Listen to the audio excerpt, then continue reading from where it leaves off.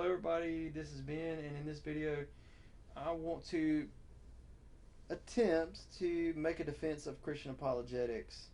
Um, I don't know if I'm going to be able to do a better job than I have done in the past, but I'm just going to take a stab at it and we'll see how it comes. So, when I say defense of Christian apologetics, I mean there are people who have a problem with Christian apologetics in general. They don't like the idea of giving proof for things Christians believe. So, first of all, let's talk a little bit about the history of this. Like, historically, what is this idea? So, the first point I want to make to you is that this idea is not historical Christianity. It's not older than 200 years old. It doesn't go back before 200 years ago, like before the year 1800. Of course, now we would say 1820, but it doesn't go before the year 1800. So that would indicate to us that it does not make sense that this idea never occurred to anyone until 1800. It would be a radical transformation in Christian doctrine for this suddenly to arise. I mean, it's possible for theologians to really, parse this out and pick this out, but as we'll see, their arguments are pretty weak. So, first of all, uh, it may be a little bit confusing because there was sort of a debate within Christianity before 1800 about the use of reason in theology. And so there were, I can just summarize it real quick. There were people, like, for example, in the order of the Franciscan monks in the Middle Ages, who were opposed to the use of reason in theology, which for them would cover proving God's existence as well as just understanding what God is really like, which is properly theology. But, and there were others, the prevailing view was to use reason. That was the view that prevailed across the Middle Ages among the intellectuals who debated these things. Research shows that during the Middle Ages, at least, sorry, that Christianity was largely not so much the religion of the common person. The common people had a pretty bad understanding of Christianity and didn't really go to church much. And the Christianization of Europe is something that was never really accomplished. It was the nobility that was Christianized, and then the church relied on the nobility to finance itself, and they didn't really evangelize the common people who kind of, for the most part, took in Christian concepts, but never really uh, rejected old pagan ideas, and it was just sort of a unreconstructible folklorish mixture. And they didn't really go to church. Um, so the Christianization of Europe is still underway. Uh, it didn't really turn atheist. That's not important right now. We could get distracted talking about that. But um, the important point I want to make to you right now is, as best I understand it, those in the Middle Ages who rejected reason did so not because they thought that you should believe things without evidence, but rather they preferred mystical experiential evidence.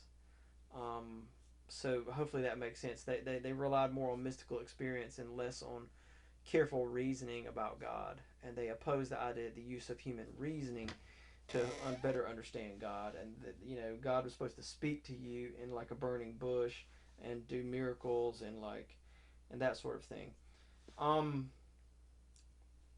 but the view that prevailed was theology, rational theology, careful reasoning about God.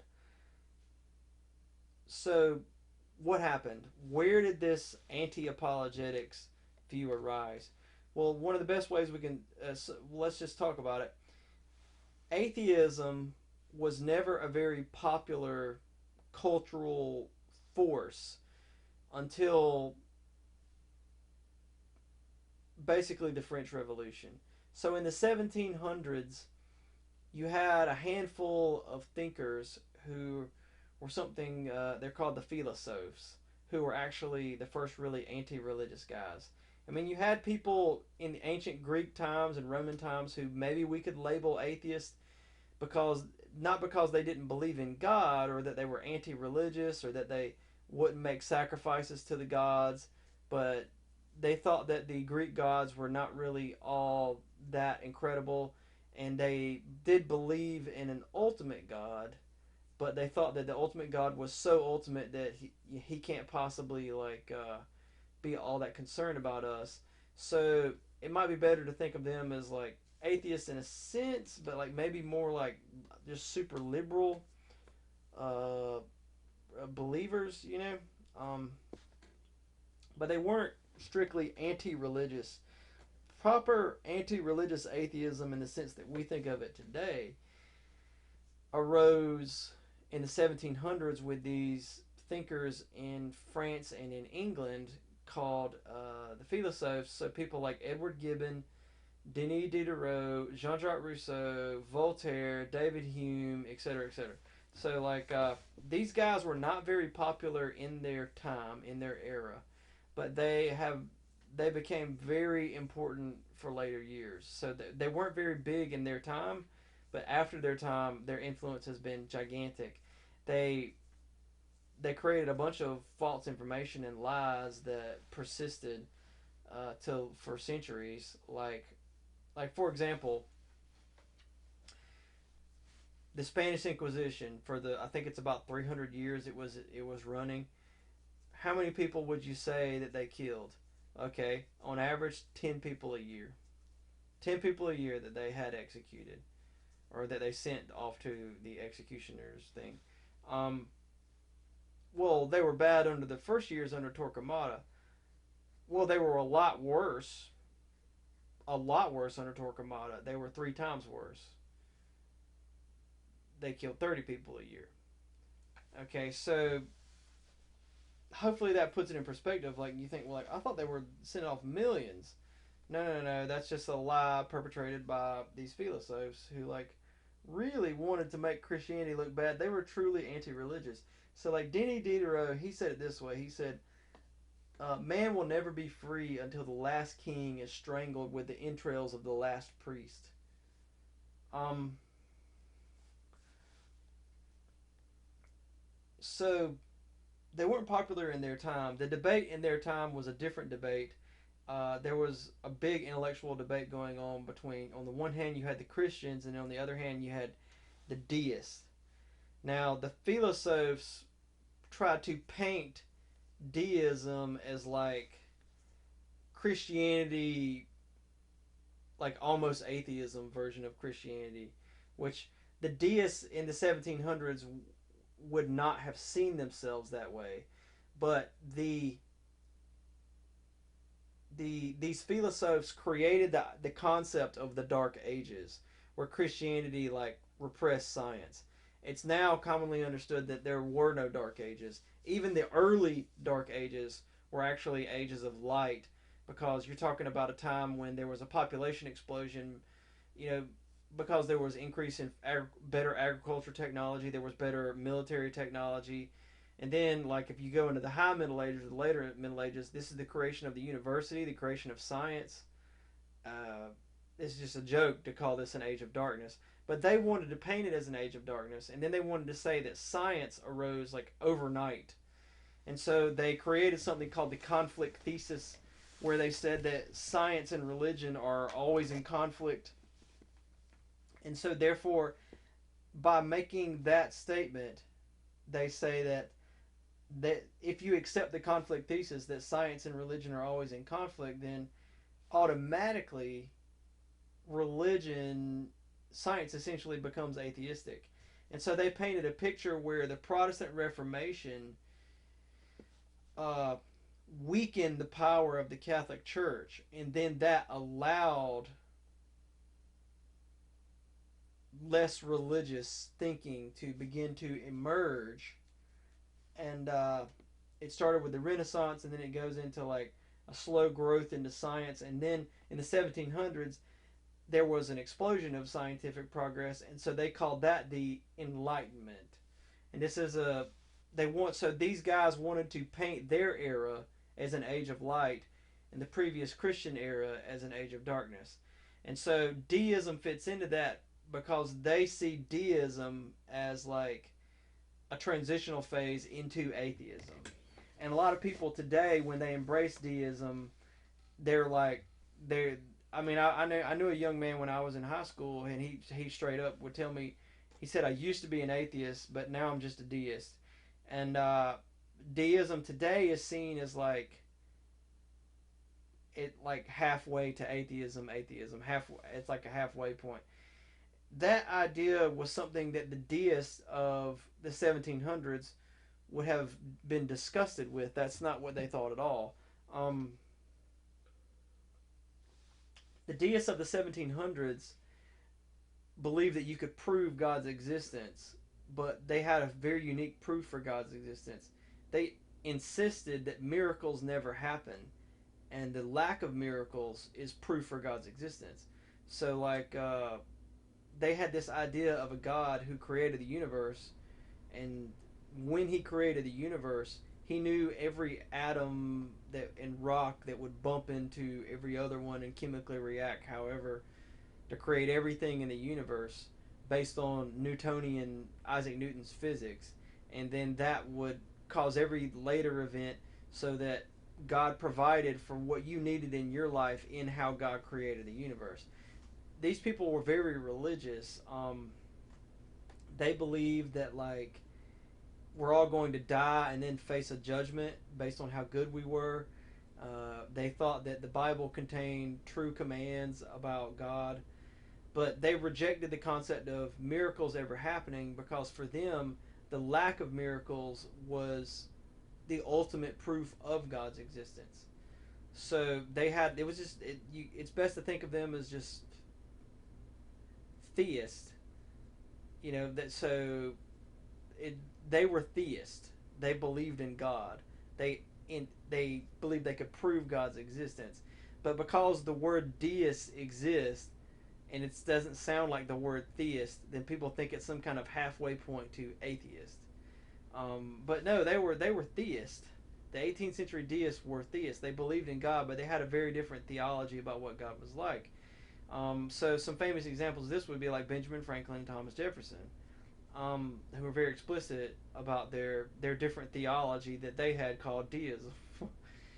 And then you have on the other side people like John Locke, probably one of the more famous proponents of Christianity, and more specifically, he defended the resurrection of Jesus on historical grounds, which was like the key miracle that everyone argued about at the time. So the deists made arguments against Jesus' resurrection, but not against the existence of God. I mean, they would have accepted many of the classical arguments for God's existence. So they were theists. But then the 18th century atheists, or the philosophes, they had a tendency to paint everything in history like the way that they wanted it to be. I mean, look how much they lied about the Spanish Inquisition. Um, these same people said that Constantine, the Roman Emperor Constantine, brutally exterminated paganism like overnight, and that's just not true. Part of the problem there is a mathematical misunderstanding. Christianity grew. It's well known today. We have certain data points where we know how many Christians there are at certain points in the history of early Christianity, from Jesus' time to Constantine's time, around 313 A.D. And then, so we have all these data points, and so like by Constantine's time, it's like Christianity is like 10% of the Roman Empire, and then by like 350, 360 A.D., 50 years after Constantine, it's 50% of the empire, or it's like clearly in the majority. And for a long time, people thought, well, this must have been a miracle, And then you had anti-religious scholars who said that, like, oh no, this was a form of mass insanity. Well, it turned out none of that's true. Rodney Stark was the famous sociologist who like actually did the math for the first time in the 90s, And it's kind of weird. Historians before Rodney Stark often prided themselves on the fact that they didn't do quantitative research with numbers, because oftentimes in history you don't you don't have enough data to do quantitative research. But the bottom line is, when you do, if historians have done enough research and they have enough data, then they can do quantitative analysis. And so this is how you get stuff. People getting away with centuries like of things are saying that, like, oh, the Spanish Inquisition was comparable to the Nazi Holocaust. It's like, no, they killed 10 a year. Like, what are you talking about? Once you get the actual data in, well, with Christianity, the growth of Christianity, it's another lie of the Philosophers. They said that, like, Constantine transformed the empire overnight. No, he didn't. Um, Christianity followed a 3.4% a year growth curve. So for every 100 Christians, you add 3 and 4 tenths of a Christian every year. Obviously, some years are high, some years are low, but this curve matches the data points that we have, like with like a 99%, over 99% accuracy. So it has to be given incredible weight. Okay, and so the thing is, people don't understand how exponential growth works.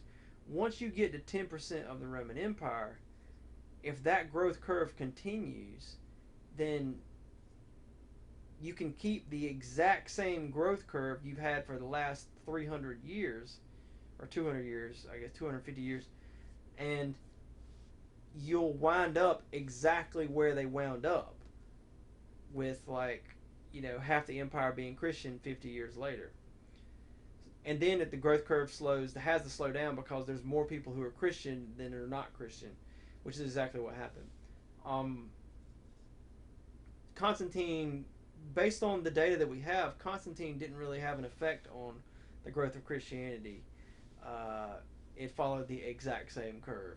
So this is another lie perpetrated by these guys. Edward Gibbon especially. These guys just perpetrated a bunch of lies, and they were devoutly anti-religious. Like, think about it. Denis Diderot said that no man will never be free until the last king is strangled with the entrails of the last priest.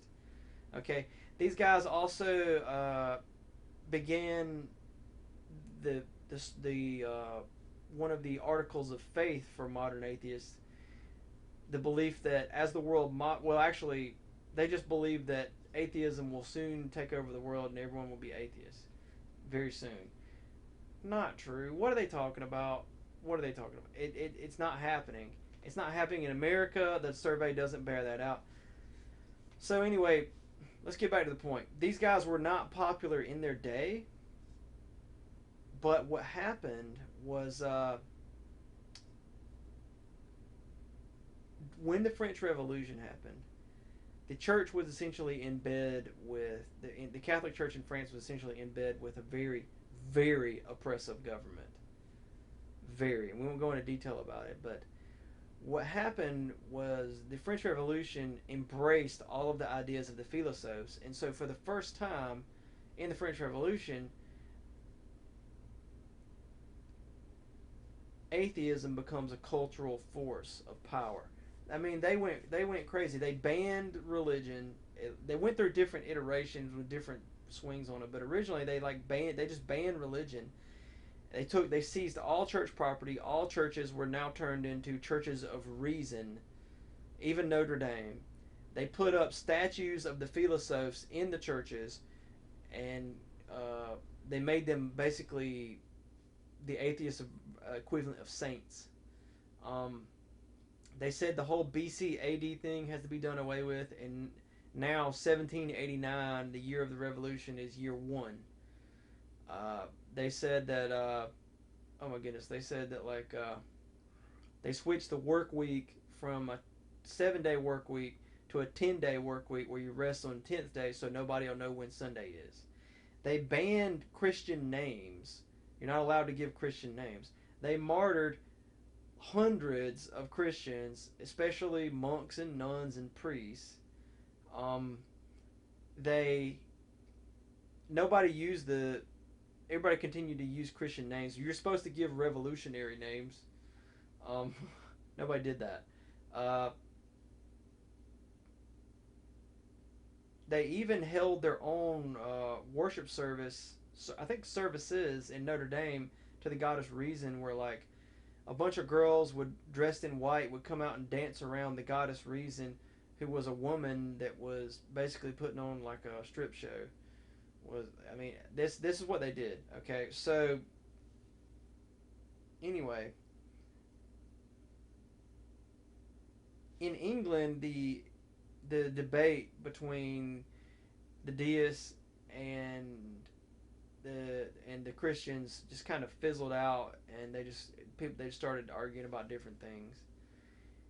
In France, it was transformed, and the deist and Christianity thing was transformed into just atheism, so it went into the atheism of the revolution. So then it made its way to Germany in the 1800s. And this is where certain things happen. In Germany, the the ideas of the philosophes, these atheists, interact with German Christian theologians. And what German Christian theologians in the 1800s did was find ways to essentially, they felt like they couldn't defeat the concepts of the the philosophes of atheism, and so they essentially they accepted the ideas of the atheists, but created new theological concepts where the atheists weren't exactly wrong, but I could still be a Christian. And so one of those that was created was called fideism. So what is fideism? Fideism is the idea that faith is the ability to believe in something even though you don't have proof. Traditionally, this would just be considered insanity. Believing in things that you have no way of knowing if they're true, that's just a form of insanity. That means you're just losing your grip on reality. Um, but what these German theologians, and I think it's a Dutch theologian named by the name of Soren Kierkegaard, who's probably one of the more important proponents of this, is they turned it into a virtue. They turned insanity into a virtue. And the craziness of fideism is so obvious because it's like, what religion should I believe? Am I going to believe in Islam, Judaism, Christianity, Buddhism, Hinduism? Uh, my ancestors believed in Thor and Odin and Frigga and Frey. Like, is that what I'm going to believe? I'm going to believe that the Valkyries are going to come take me when I die. If I die in combat, like it's a really dumb idea. And Michael Ramsden has a way of making the point. He says, all right, if faith is the ability to believe in things without proof, and it's a virtue to have faith, then how do I have even more faith?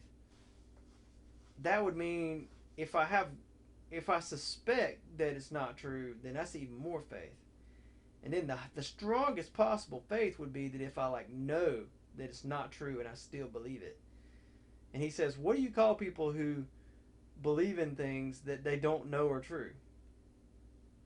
Or that they know not to be true? Insane people. Okay? But what fideism is it was a way for Christians to continue to be Christian while still accepting a lot of the ideas of the atheists. Because you can say, like, well, the atheist arguments are pretty good, but I can still be a Christian, and it's sort of like a retreat mechanism. And what you do is you claim it as a virtue. You say, oh, I'm such a great guy because I believe without proof. Um, and Soren Kierkegaard really, he said you're not really alive unless you believe in things without proof.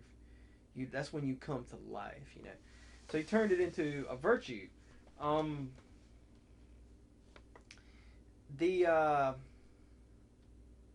other ideas emerged at this time, and see, this is the thing. Like, atheism has a stronger hold on the country and on our culture than just atheism. Atheism isn't really that big. It's like 6% in Russia at the fall of the Soviet Union. It's been 4% in America for the last 100 years. It hasn't. It like waffles up and down, but just stays at 4%. Anyone who tells you anything else is being smudgy woodgy. It's 4%. Okay, so here's the thing.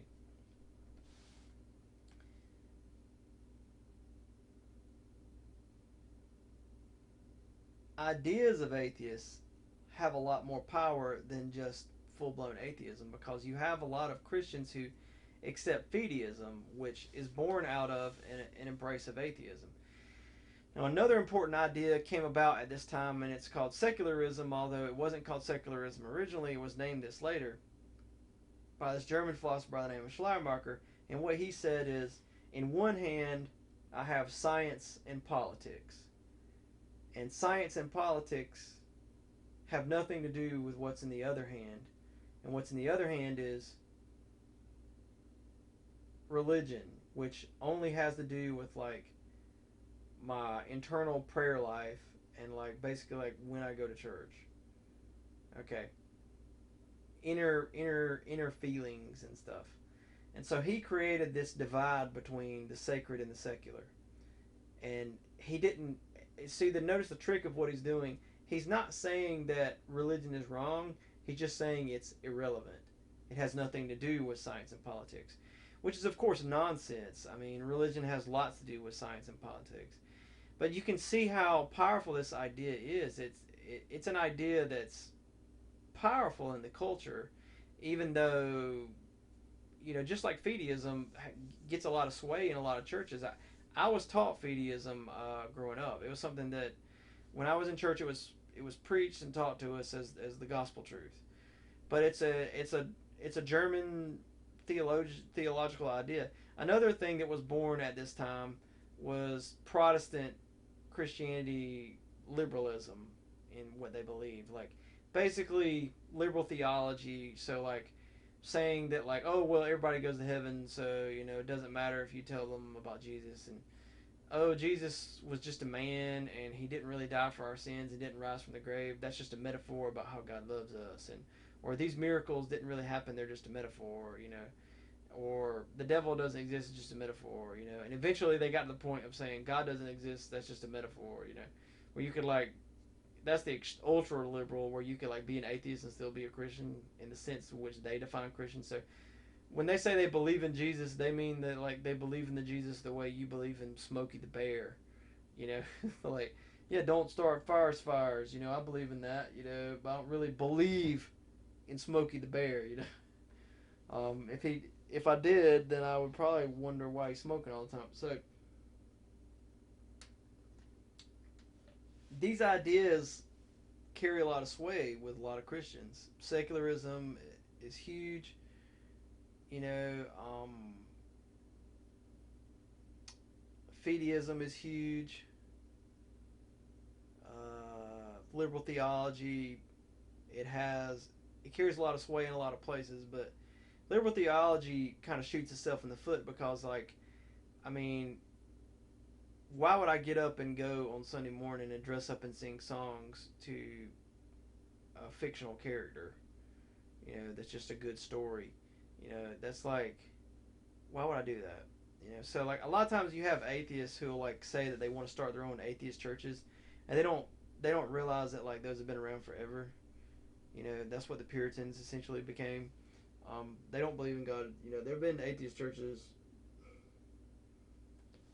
Atheism's kind of weak as a political or cultural force because what does it actually believe in? You have to believe in something to give people something to rally behind, to get people moving, to get people going. And atheism is not a belief, it's not a religion, it's just a lack of a belief. It's just, I don't believe in your religion. I don't believe in any religion. That's all atheism is. But the issue is like atheism as a cultural force in the French Revolution, really it's encapsulated with that idea of Denis Diderot. Man will never be free until the last king is strangled with the entrails of the last priest. It's the idea that religion is a bad thing.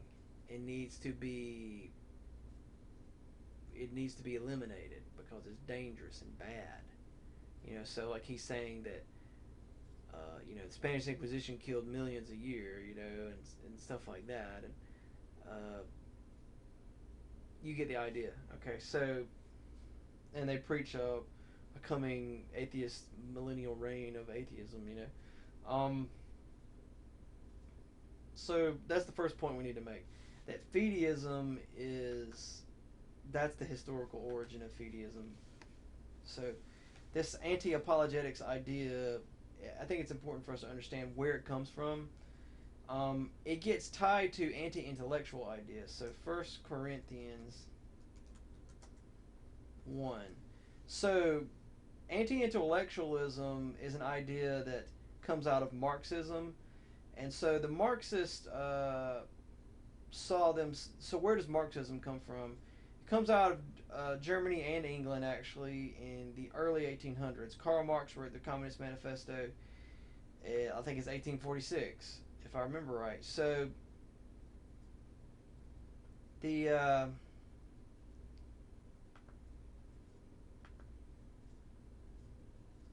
all right. So here's the thing. Communism saw itself, and Marxism saw itself as the French Revolution as it should have been. So what they did is they adopted the ideas of the French Revolution, but they sort of added to them. And the French Revolution, by the way, is also the birth of the political left. And then, especially with communism, the extreme left, who saw that the French Revolution didn't go far enough because it got rid of the oppressors, but it replaced them with the new oppressors, which were like rich people. Um, but one of the ideas of the communists was that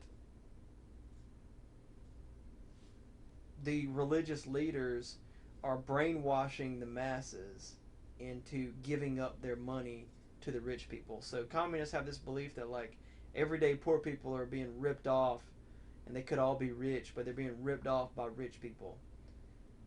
Okay? And they're being scammed. And so here's the thing. Um, that's a very powerful idea. You know, look at that guy; he's so rich. He's stealing from me somehow, some kind of way, some kind of scam. And so the communists believe that like their theory of religion is something called deprivation theory. That people turn to religion because they're not rich enough, because they don't have enough money, and so there's a lack of material wealth in this world, and so they turn to ideas of spiritual wealth or like wealth in the next world. Research has shown that this isn't true. There's extensive research, and I can't go into the details, but like um, religious movements are almost always started by the rich, people with lots of money, because it appears that the old saying is true: money doesn't really fulfill all of one's needs. But anyway, you can see that communists would believe, therefore, that preachers are essentially brainwashing society into this conspiracy theory of the rich people ripping us all off. Well, they didn't just believe that about preachers. They also believe that about university professors, scholars, academics, intellectuals. Were also they are anyone who is a leader of the thought of the nation, of the community, is part of the brainwashing on behalf of the rich people, the bourgeoisie. So so for example, when the communists came into Cambodia, they killed anyone who was wearing glasses because that meant you just had the look of an intellectual and you were probably a threat. Of course, they killed all the preachers and that sort of thing. I think they killed 500,000 people, which was like half the population of the country. I don't remember if that's accurate, but it's one of the biggest genocides in world history. It's just an example. Um, so anti-intellectualism is another left-wing idea that's sort of a granddaughter of the French Revolution. The philosophes weren't that way, but liberal theology, fideism, secularism. These are all children of atheism and the philosophes. That's where this comes from. Because essentially what they're doing is they're trying to accept the ideas and arguments of atheists, but still be Christian at the same time. That's all they're trying to do. Well, Marxism is also like the granddaughter of the French Revolution or the child of the French Revolution. And then these Marxist ideas like anti-intellectualism, it's really born from the French Revolution. So you get this ironic thing where like Christians will, you know, there's a lot of atheist ideas in Christianity and in the church, and they hold a lot of sway for a lot of people. And so a lot of times when you're trying to give proofs for God's existence or evidence for the resurrection or something like that, you get opposition on the grounds of we shouldn't be intellectual. Being intellectual is bad. And what they'll do is they'll go to the Bible and try to find Bible verses to back that up.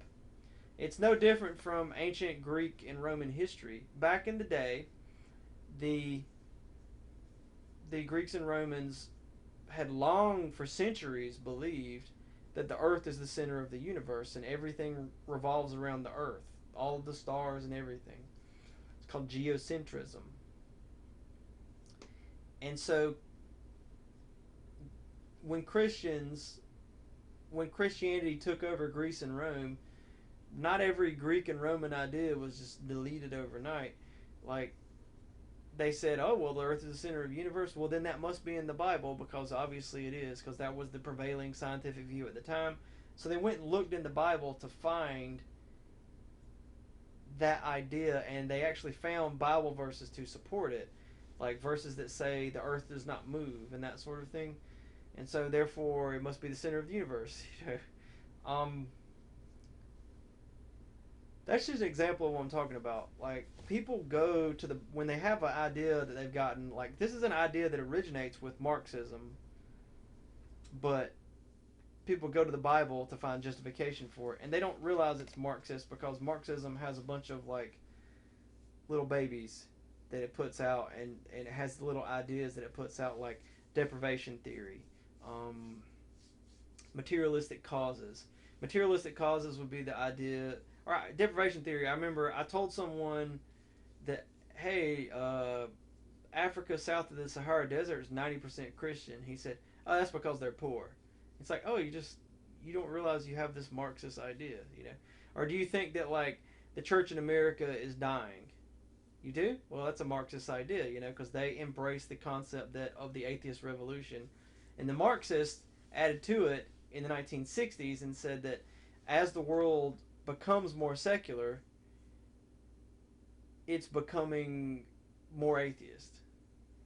So, it's the secularization thesis, which says that as the world becomes more modern, it becomes more secular, more atheist, which is just a modified version of the old atheist revolution that the philosophes thought. So anyway, let's get to the actual Bible verse here. It's in 1 Corinthians 1. Alright,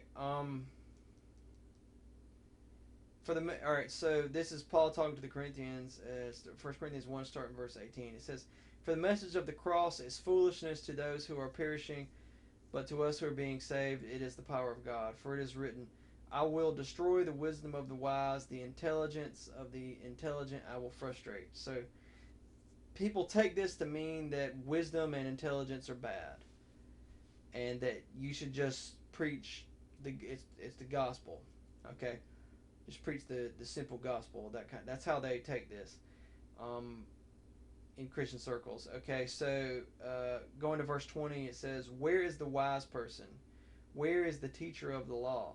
Where is the philosopher of this age? Which philosopher is a Greek word that means lover of wisdom.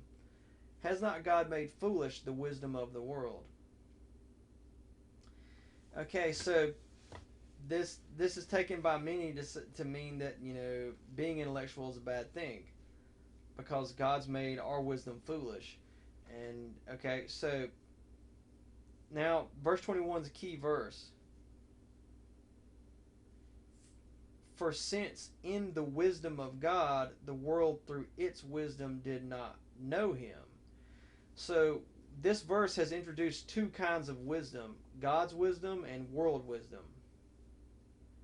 So, therefore, wisdom isn't necessarily a bad thing in this verse. It's just there's two kinds of wisdom.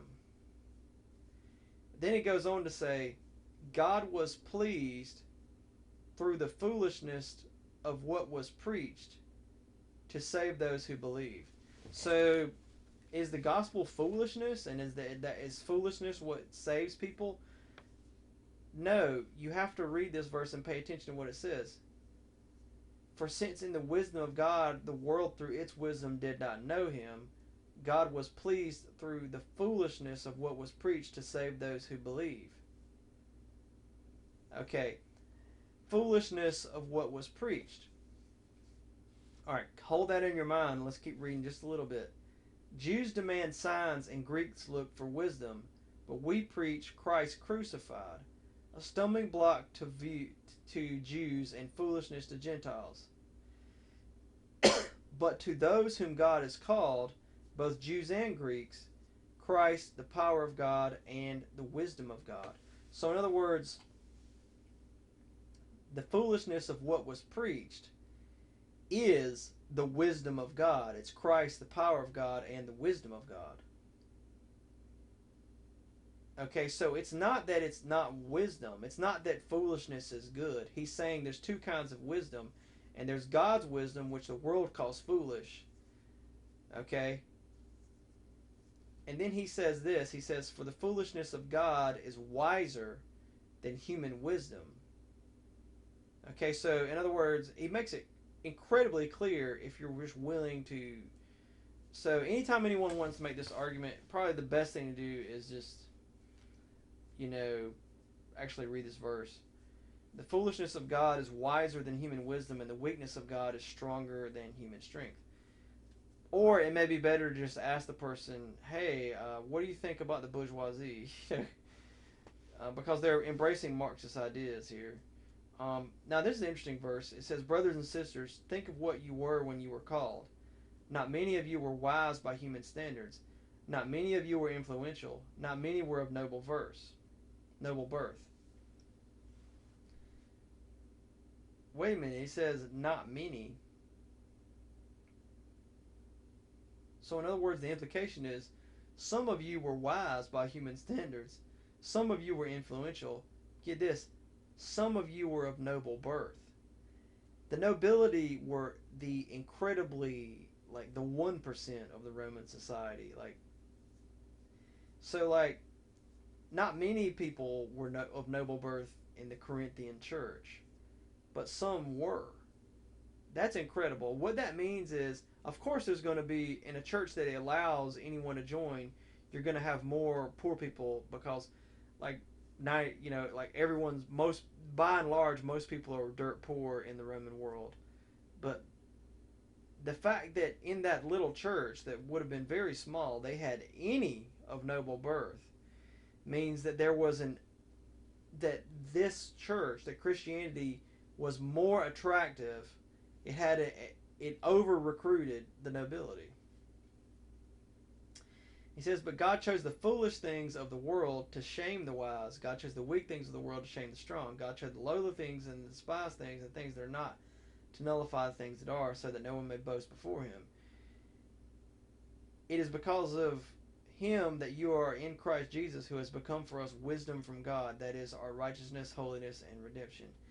Therefore it is, as it is written, let the one who boasts boast in the Lord. Okay, so the message of Jesus is actually wise, but the world calls it foolish. But their wisdom is actually not that wise, is his point. So it's not an anti-intellectual verse. It's just a verse that's using the word foolishness in kind of an interesting language to sort of make a point, and people just essentially, this is the classic take a verse out of context to prove whatever point I prefer to prove.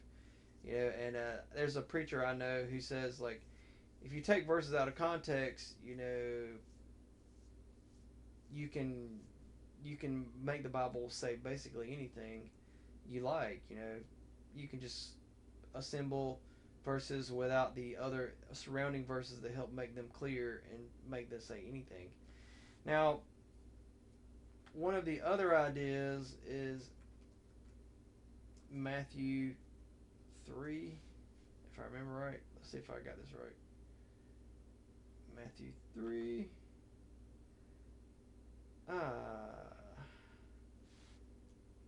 Don't remember if. And Matthew 3, or Jesus is baptized up next chapter, Matthew 4. So, Jesus is tested in the wilderness, or tempted. Okay, so starting verse 1. Then Jesus was led by the Spirit into the wilderness to be tempted by the devil. After fasting 40 days and 40 nights, he was hungry. The tempter came to him and said, If you are the Son of God, tell these stones to become bread. Jesus answered, It is written, Man shall not live on bread alone, but on every word that comes from the mouth of God. Then the devil took him to the holy city and had him stand on the highest point of the temple. If you are the Son of God, he said, throw yourself down, for it is written, He will command His angels concerning you, and they will lift you up in their hands, so that you will not strike your foot against a stone. Jesus answered him, It is also written, Do not put the Lord your God to the test. So this was the argument that was made over and over again when I was a young person, that asking for proof of God's existence is testing God, and that's a sin. It's actually sinful to because you're asking this, because do not put God to the test. Okay, so that's a quote from Deuteronomy 6. So let's go there. Deuteronomy 6. So let's read this. Oh, I might click on something by accident. Yep, click on the wrong thing. There we go.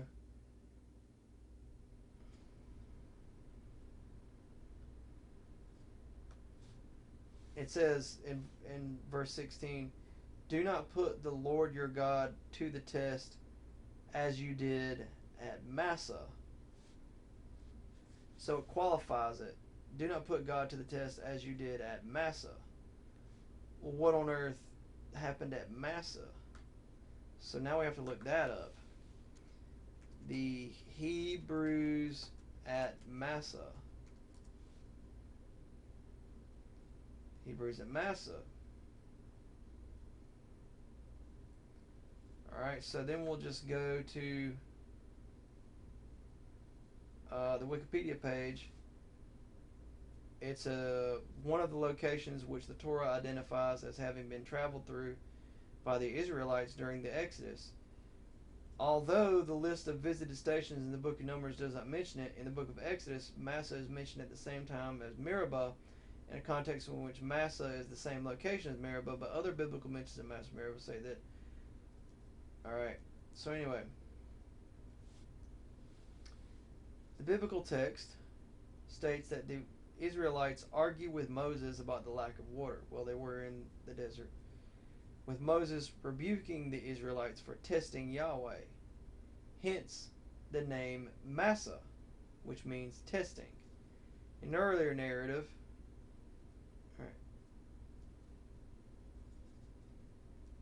Alright, so let's look it up, Exodus 17. So that was interesting. Massah means testing. Alright. Water from the rock.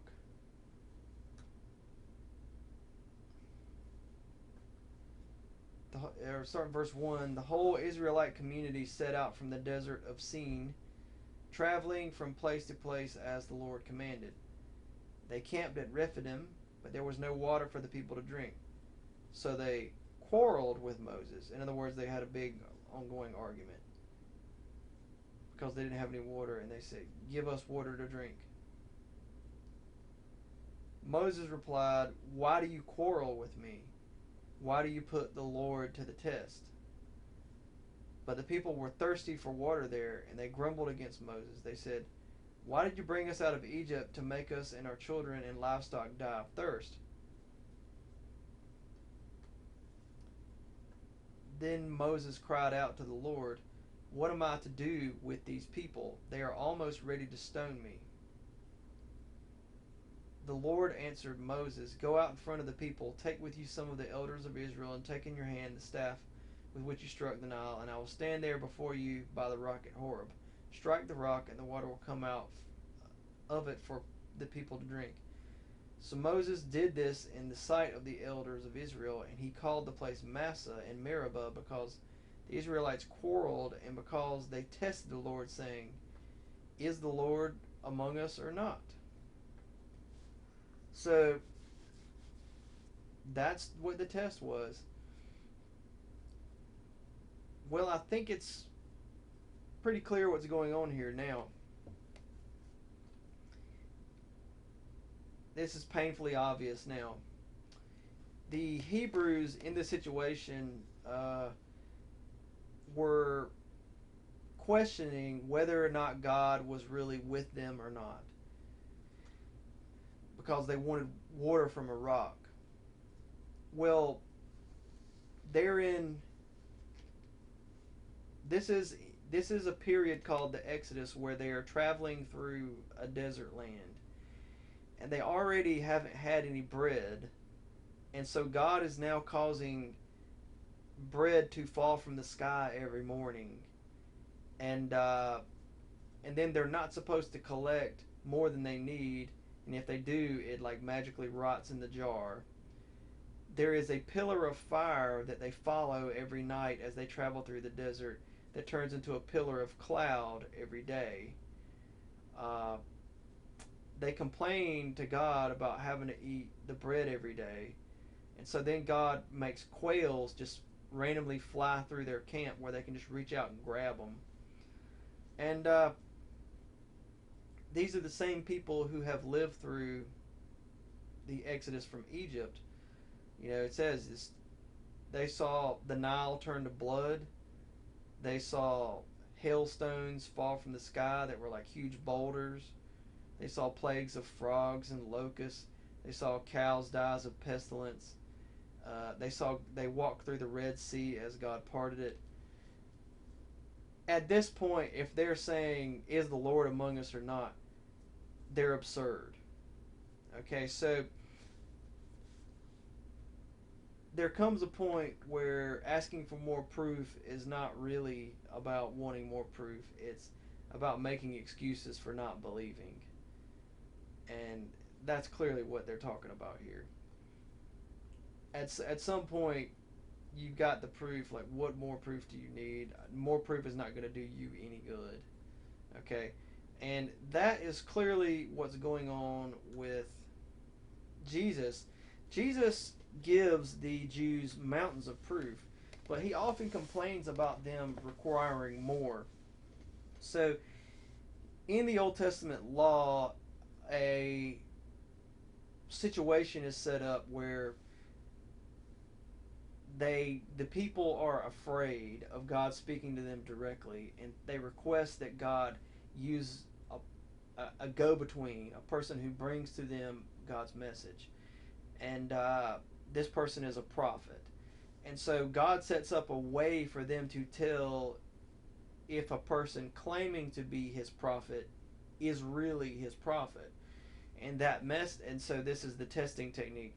And essentially, when that prophet prophesies something, it actually has to come to pass. So if he claims to be sent by God, essentially he has to perform a sign. He has to make some kind of claim that only God could fulfill, and then it's fulfilled, and therefore he's from God. Now, later on, God adds in another test, and he says, if someone claims to be sent by a different God than me, and even in that situation, even if they perform a miraculous sign, they weren't sent by me.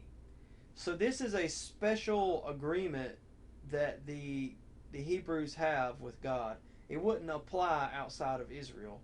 But within Israel, part of their Bible, part of their law, part of their agreement with them and God is that they have this way of testing whether or not someone is actually sent by God. And the way is, if he claims to be sent by God, then he has to perform a sign. But if he performs a sign, then but claims to be sent by another God, then he's not really sent by God. So in either situation, you stone that person. But if he claims to be sent by God and then actually performs a sign, then he must be sent by God. So in Jesus' case, what they could not deny was that many miracles were performed by Jesus. He performs many signs. So the thing is, in that situation, if they didn't want to accept Jesus, then they would say that the miracles are proof positive that he's a false prophet because he must be empowered by some demon or some evil spirit type thing. That's what, and so that's what they said. That he casts out demons by the power of Satan himself. So because it's undeniable that Jesus is performing numerous miracles in the sight of many, then the debate around Jesus with those who opposed him had nothing to do with whether or not he actually performed miracles. The question was, okay,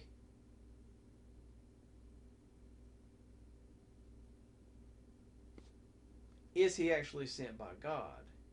And so what they would do is try to find anything in his doctrine, in his teachings, that contradicted God's law. Because that became the whole linchpin. Because if he contradicted God's law, then he's coming in the name of a false God, and therefore the miracles become proof positive that he's a dangerous false prophet and should be executed because he's uttering blasphemy. So it's clear with Jesus that he gave lots and lots of proof, and he entered into lots and lots of theological debates with the Pharisees to sort of round this out. So the proof method for Pharisees was like, this guy comes to us with a message from God, then we have to argue the theology, and he has to perform a miracle. And if he passes both tests, then he's for real. And the problem with Jesus is like they just would not accept it. And one of the things they did is oftentimes they would ask him to perform another miracle, another sign, and he would get upset and he would say, a sinful generation seeks for a sign. He says, why do you ask me for a sign? And then he says, no sign will be given except the sign of the prophet Jonah. He'd already given so many signs, and he should have only had to do one miracle, and then that should have been enough. But it wasn't. And so that's a very, very, very important point that Jesus is making here, but it's been twisted into apologetics is bad, So now let's look at the last Bible passage. So what people do with this Bible passage in Hebrews 11 is they try to twist it into somehow a justification of Soren Kierkegaard's concept. Remember, Kierkegaard said that the faith is like the ability to believe in things without proof, and that is essentially a virtue. And so what people did is they went back to the Bible and tried to find some kind of justification for that. So Hebrews 11:1 becomes the justification. It says, now faith is confidence in what we hope for and assurance about what we do not see. This is what the ancients were commended for.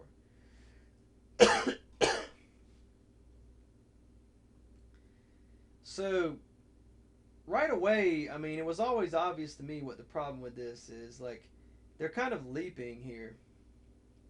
Faith is confidence in what we hope for and assurance about what we do not see.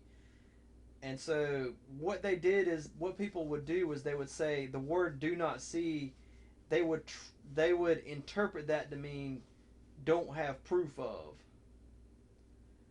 And like that always bothered me because just because you don't have proof, just because you can't see something doesn't mean you don't have proof of it. So like, and the next verse says, By faith, we understand that the universe was formed at God's command, so that what is seen was not made out of what was visible.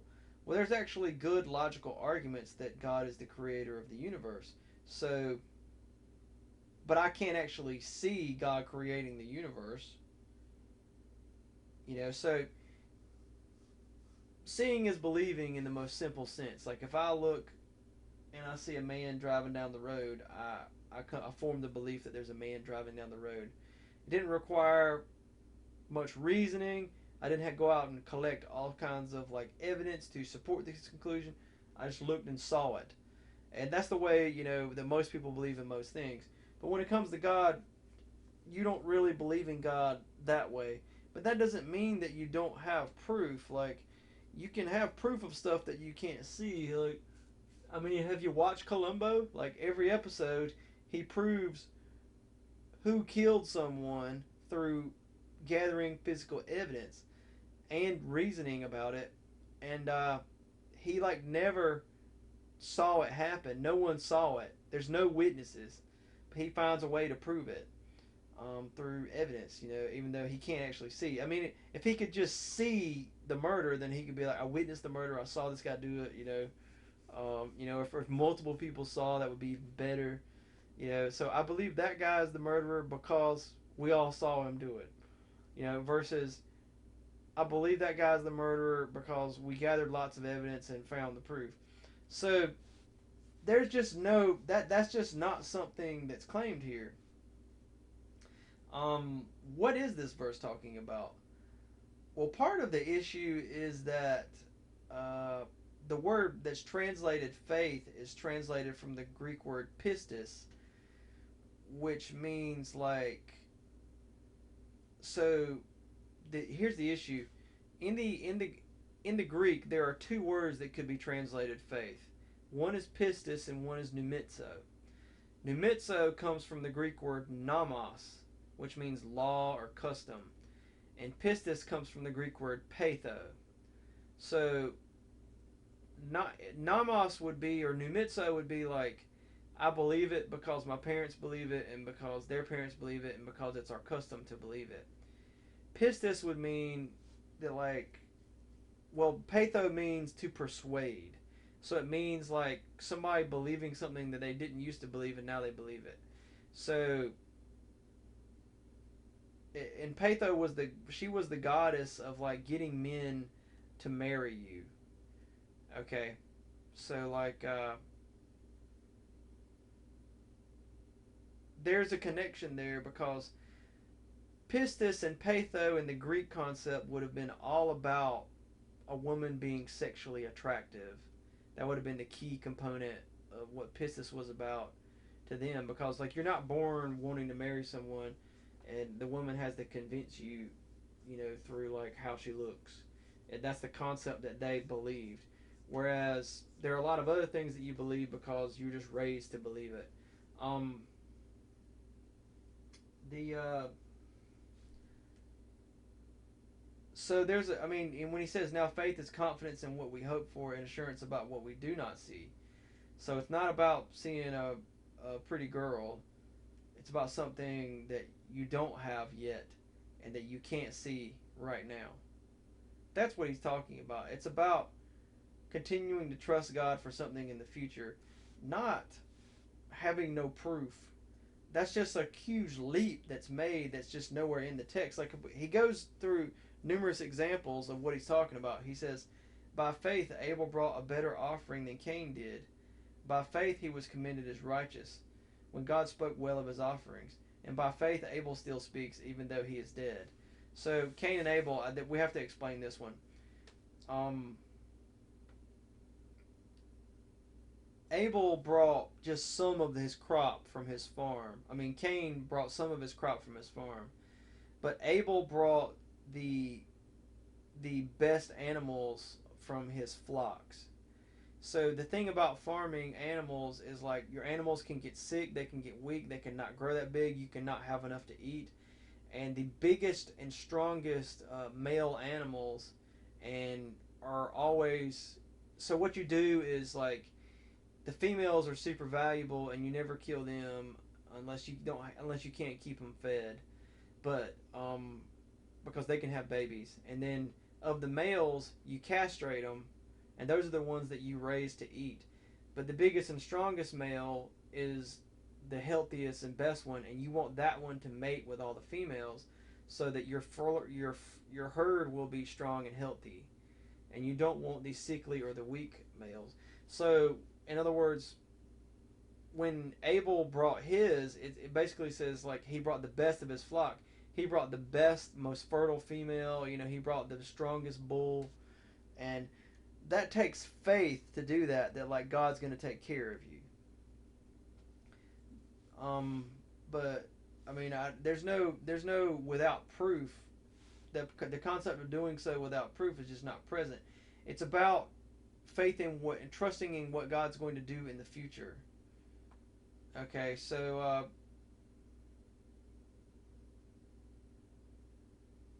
anyway, it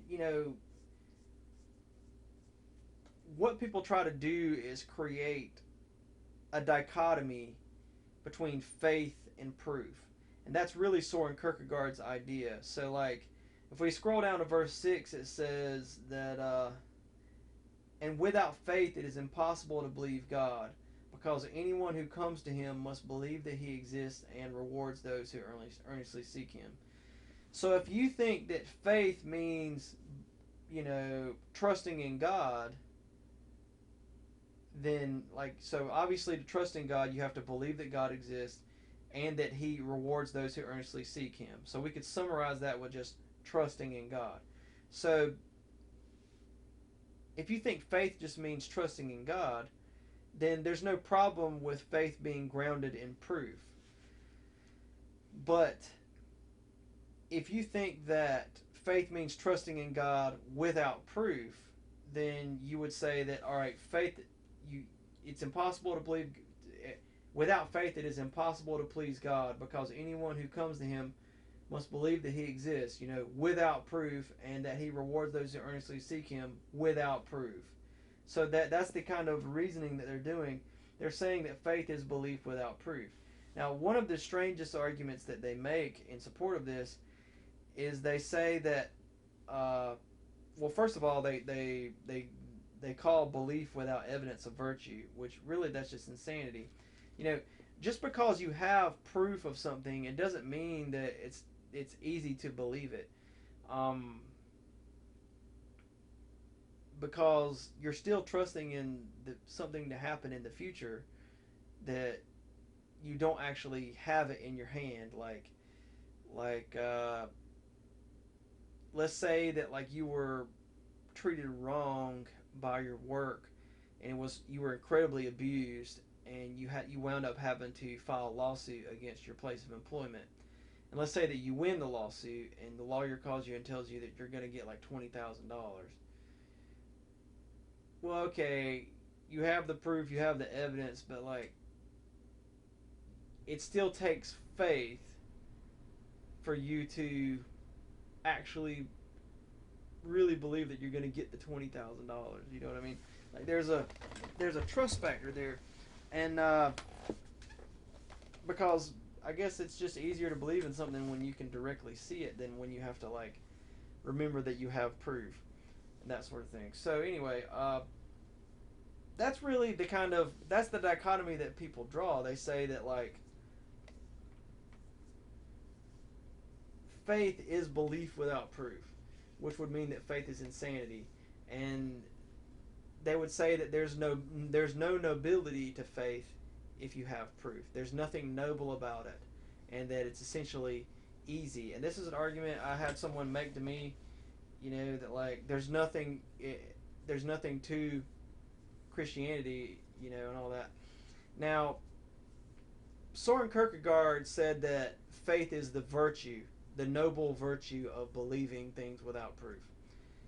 But some people take this, and I've read this in Christian books many times, they take this to a whole higher level, and they say that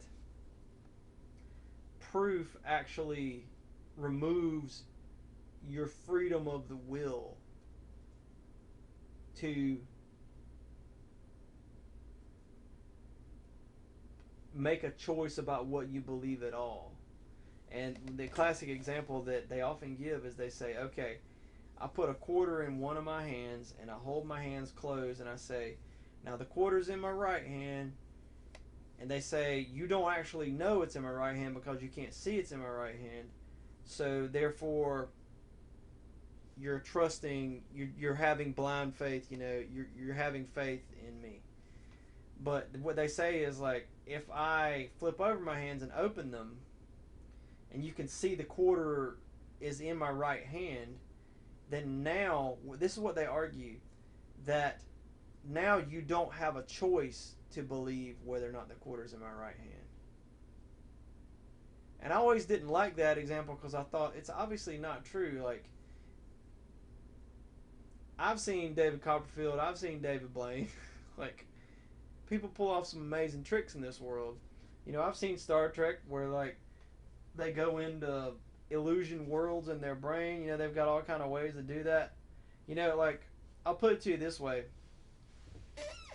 How do you know that the world didn't start exist? This is Bertrand Russell's famous example, that the world didn't start existing 5 minutes ago, and you just popped into existence 5 minutes ago with you know all of your memories of the past already intact, the whole world, light already coming from distant galaxies, and all of the appearance of age, even though it's actually only 5 minutes old. Like, how do you know? Like, that's a simple thing that's like actually hard to refute. You know, let's see. But this is a classically popular idea that you're not a real Christian unless you believe in things without proof. That's the only way you're really a Christian. And the only way, you can. And then, like, the extreme example is if you have proof, then that eliminates freedom of choice. You don't even have free will anymore. Okay, so that's really dumb. Let's lay this down and let's see if we can think this through. I submit to you that just because somebody has proof, they still can believe what they want to believe. And you say to me, well, how is that possible, Ben? Well, think about it this way. How much of your life is built around arguing with people who won't accept the obvious truth? How much of your life is taken up with people who are hard-headed and won't accept what they know to be true because they've got a bad attitude and they're hard-headed? You know what I mean? Like, people will argue about everything and they will take every position and contradict about everything. And it's like, there's no way we're all that ignorant about everything. And if there was never any proof one way or another, then, like, why even argue with anyone? Like, they're just as right as you are. So anyway, let's take it a little further. I mean, first of all, the number one complaint I get from people every day is that, like, everyone complains. What do you complain about? That other people are being unreasonable. Okay, let's take it a little further. We'll go a little further than that. Let's say that you believe something that isn't true. We've all believed things that aren't true. Maybe you believe that gas is $5 a gallon down the road, when in actuality it's only $4. You know, or whatever it is you believe. We've all believed things that were true. We believe things that were not true, but we actually thought they were true. Okay, so to believe something that is not in fact true, you logically, there is no way you have proof of that. It's impossible for you to have proof of things that are not true. There is no way. So logically, what you should have said is, I am uncertain. Right? You should have said, I am uncertain, if that was true. But you made the jump to saying it is true. without proof,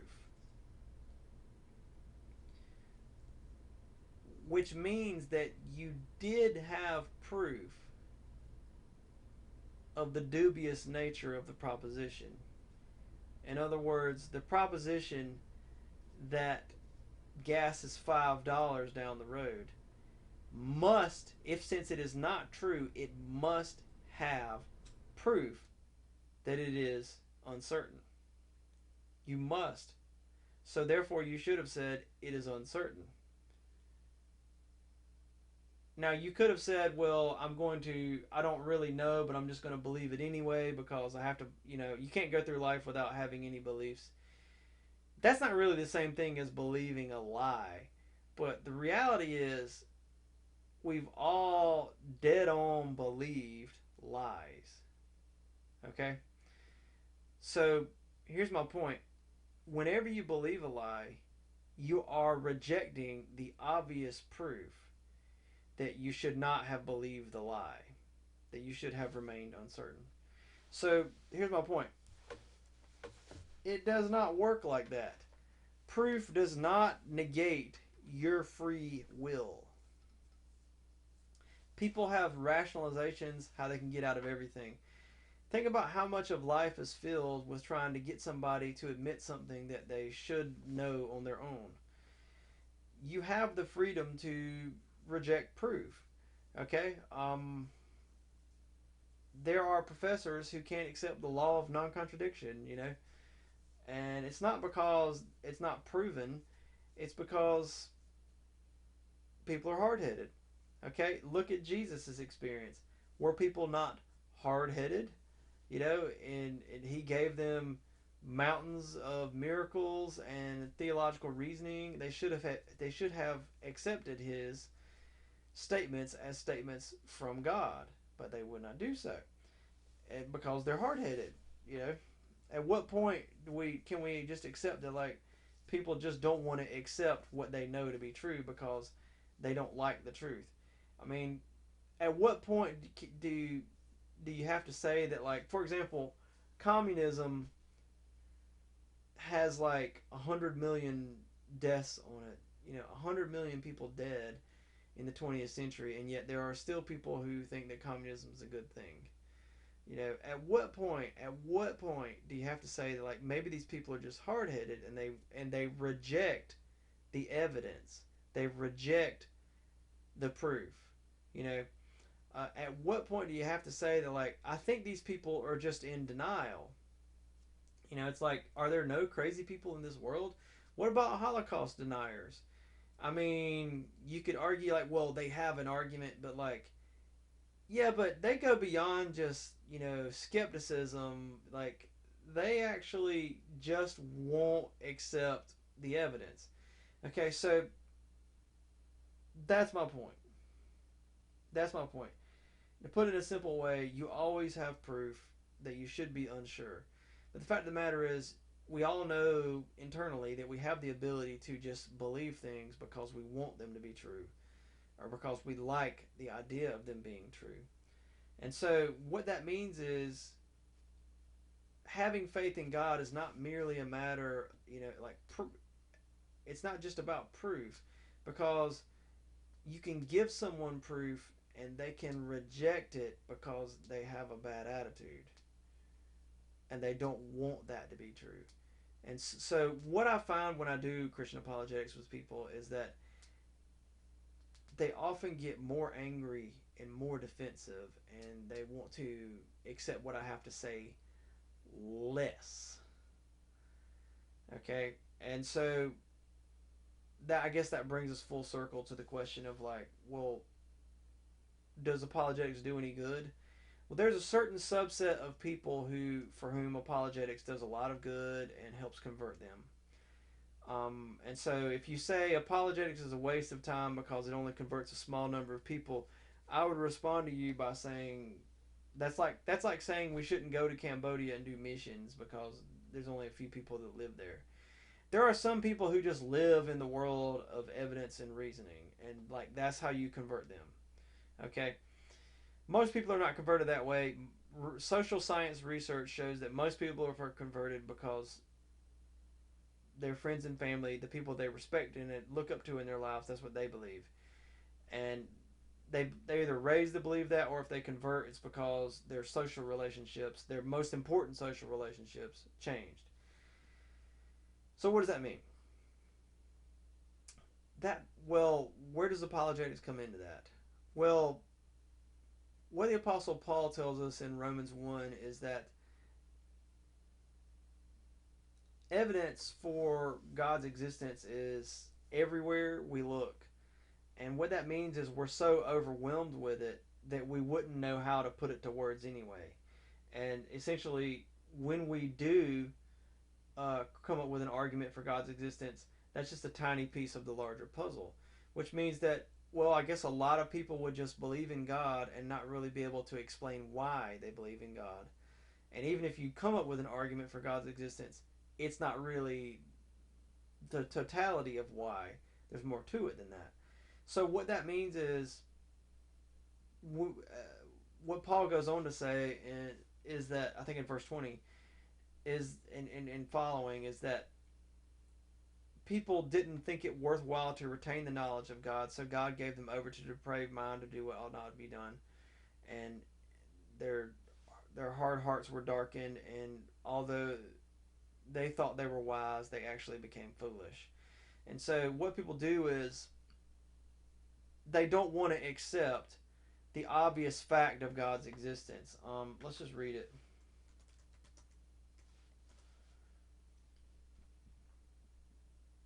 Okay, so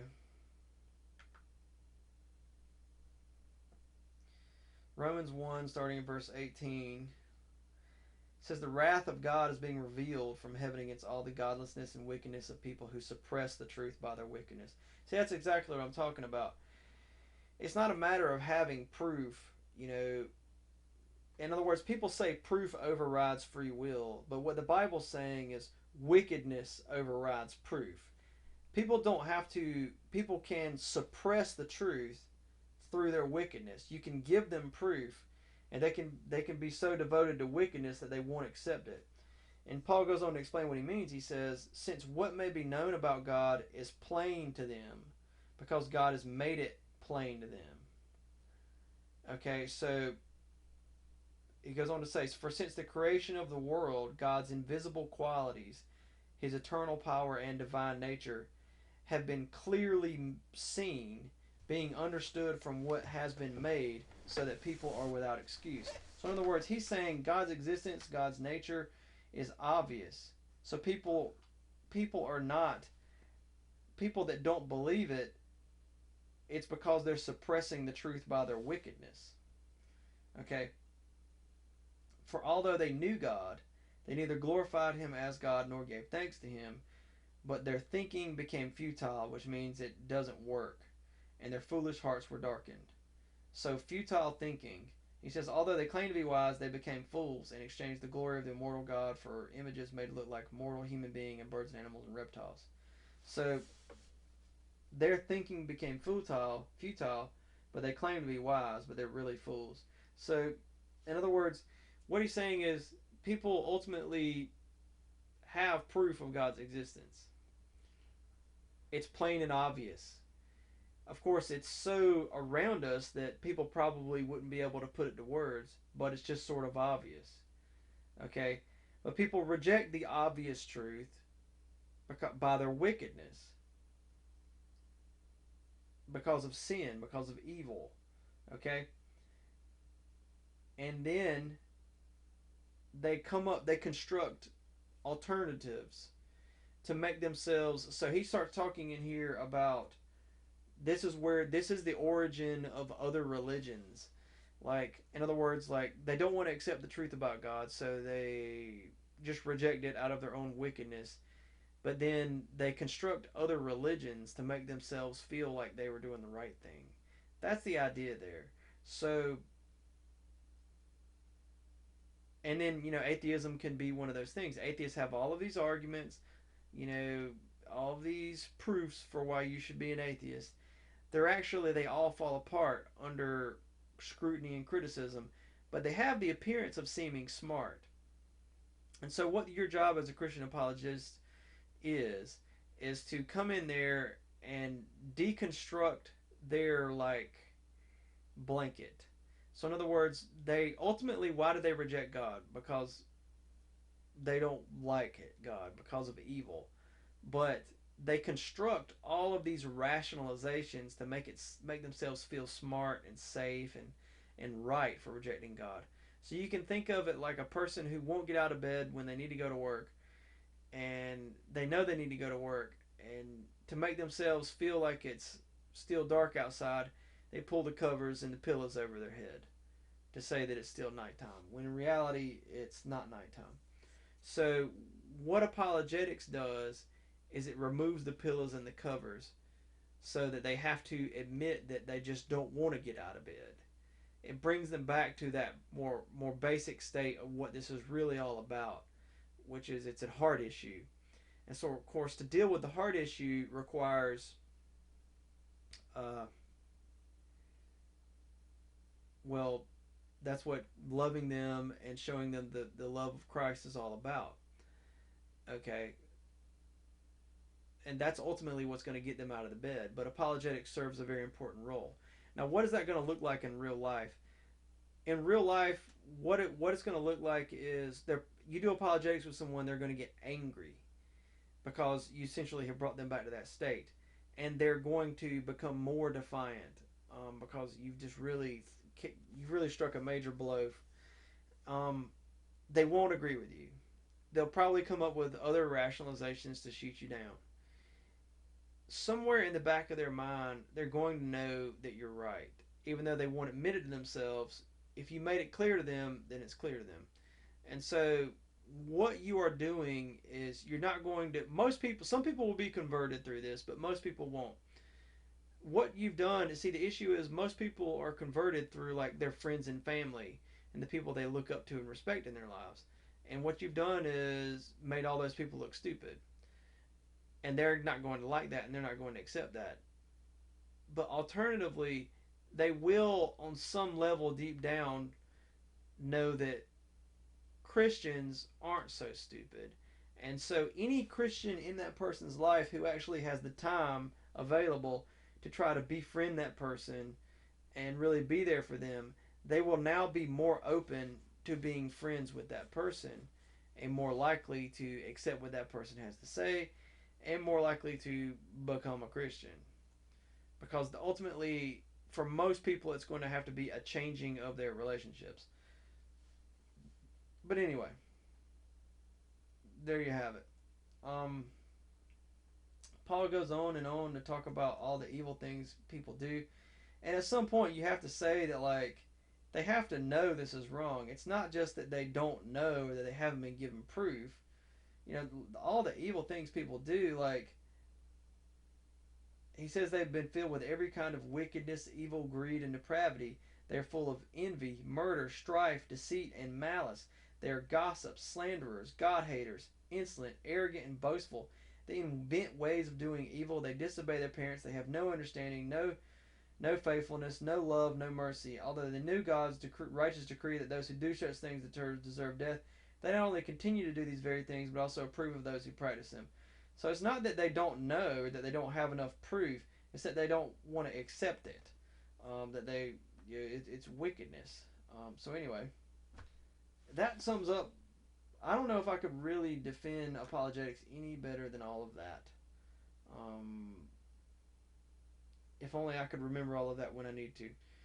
And hopefully there's someone out there who's thinking the same thing as me. Um, but I'm going to stop there. Thank you for your time. Hey everyone, I felt like I needed to jump back in and say a couple of things that I left out. I actually listened to that last talk 3 times while I was working. I can listen and work at the same time, so it's fortunate for me. But yeah, I thought, well, there's a few things that I needed to add. So the first thing is there's an important point I was making about fideism, and I thought it would be good to kind of just summarize the point. So, the fideist perspective essentially, if we could boil it down, I mean, they say a bunch of different things. They say it's a sin to ask for proof. They say it's a noble virtue to believe without proof. They say that it's proof deletes free will and freedom of choice and a bunch of stuff like that. But if I could kind of summarize their perspective, I think their perspective would basically be that proof for God's existence or Jesus' resurrection or the Bible being true, etc., etc. Apologetics essentially provides proof for those things. Proof, what they would say is proof makes faith too easy. It makes faith too easy.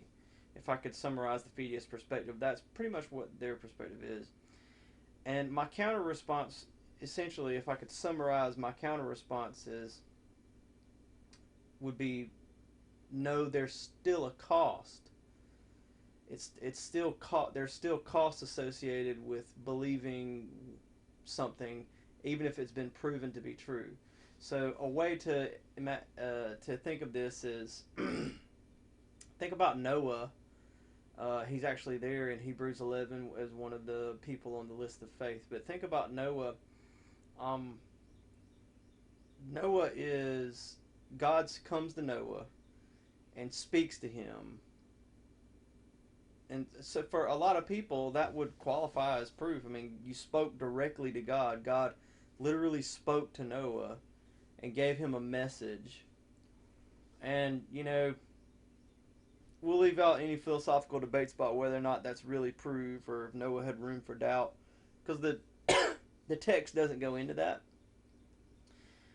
It's not really what it's talking about, but let's just assume that it was proof, just for the sake of my little thought experiment here. Okay, and so God tells Noah, to build this boat because I'm going to flood the whole world. Okay, and Noah has proof that's going to happen, so now it is easy for Noah to have faith in what God said because he has proof. God appeared to him, etc. That qualifies as proof. Well, here's the thing. Even if Noah has proof, there's still a cost associated with building the ark. The ark is going to be expensive. It's going to take a lot of Noah's personal time and money. And of course, this can't be merely a personal project of his. Like, he's going to need help. He's got to convince his family and maybe others, I don't know, to help him build what they would see as an utterly pointless thing. Here they are, they didn't have this conversation with God. They have no way, they've just got to take his word for it. This will create a lot of stress. He potentially could have, he could be ruining his family's financial situation, his own. Who knows? All of them could be going into having no future financially. Um, it's going to cause them a lot of stress and a lot of punishment. And to so my point, it should be fairly clear at this point. Like, there's still a temptation to deny the proof. So, like, Noah is tempted to not believe what has been proven to be true. And so that should always be remembered. Like, like, you can think of a different example. How many times when you were a kid did you sit back and, like, you were making bad grades and you knew you were in a bunch of trouble and you just told yourself that, like, just to not worry about it and not think about it. You knew that, like, the report card or the progress report was going to come and your parents were going to be angry, but you just decided just kind of wave the magic wand of I'm going to believe what I want to, or I'm going to find a way to. Because, I mean, it's very dreadful to go through life like that knowing that, like, you're going to get in a bunch of trouble, but you might could have done something about it. I mean, I know for myself personally, a lot of times my grades suffered because they got down, and then I didn't want to admit it. And I could have gotten tutoring, I could have tried to pull my grade up, but I didn't want to go to the teacher and say, "Teacher, what can I do to pull my grade up?" Because I couldn't accept that my grades were low, because that was so scary, because I was getting a lot of trouble all the time. And that was something I couldn't live with, so like, even if I had gone to get the tutoring, or or some kind of extra credit or something, I would have still gotten in trouble, as a kid, because I needed to do that, so that means that I didn't do what I was supposed to. I would have gotten in a ton of trouble for going and getting the extra help to try to get my grades back up, because that would have meant that it would have become information that my mother would have known that my grades were low and needed to come up, and then that's that's it. That's that. You're in trouble at that point. You're in big trouble. All of your privileges, you'll be punished in some way. You won't be able to watch TV. You won't be able to go out and play with your friends, and you're gonna get yelled at a lot. Like, and who knows what else, like, specifically. So a lot of the time when I was a kid, like, my grades would actually be worse because I was so scared of, like, the cost associated and with my grades being down. And so the way I would handle it is just, I was very tempted to just not accept it, you know, not accept the truth. And so God's commandments do come with a cost. Like, God's existence comes with a cost, and that's important for us to understand. So there is a temptation associated with denying the proof. The most obvious example is like, I don't have to obey this command in the Bible if I just decide God doesn't exist. That logic, that's obvious. It's obvious that that can have an appeal to someone, and that shouldn't really be all that debatable. The Fetius, it bothers me that they, when they can't admit that simple fact. Sometimes people jump to that fact a little too quickly, and they say that, like, that's all any atheists are, which is, I don't think that's true personally with the atheists I've known. But there are some atheists who have absolutely come out and said in writing that that's what it was for them. You know, most people's conversion is really about the social relationships in their life. So, like, say someone knows Islam is not true. They're aware of the apologetics for Islam, but they still convert to Islam, or maybe they just stay a Muslim because all of their friends and family are Muslim. They don't want to lose all of their relationships, and they know that there's going to be an immense cost with accepting Jesus. And it's like, yeah, but, like, if you stay a Muslim, you're going to go to hell when you die. But if I become a Christian, I'm going to go to hell right now because I'll lose all of my friends and family. And in some cases, some Muslims, like, actually, like, they put their life on the line and they can get killed. And so there's a powerful temptation to deny what you know to be true, because it'll cost you to accept the truth. It'll cost you something. Especially the pressure of social relationships is immensely powerful. Um, there were Christians during the age of the Roman Empire and the Roman persecutions who absolutely denied Christ. Um, there's pressure involved. So hopefully that makes the point uh, clear enough for everyone. There's still a cost associated with accepting the truth of Christianity, the truth of God's existence. It's going to cost you. Even if you know it's true, it's going to cost you something. And so there is a temptation that will exist to deny proof. You know. So anyway, I want to move on to another point now. A few years back, a young man that I know told me that one of his professors at university told him that the Bible is anti-knowledge. and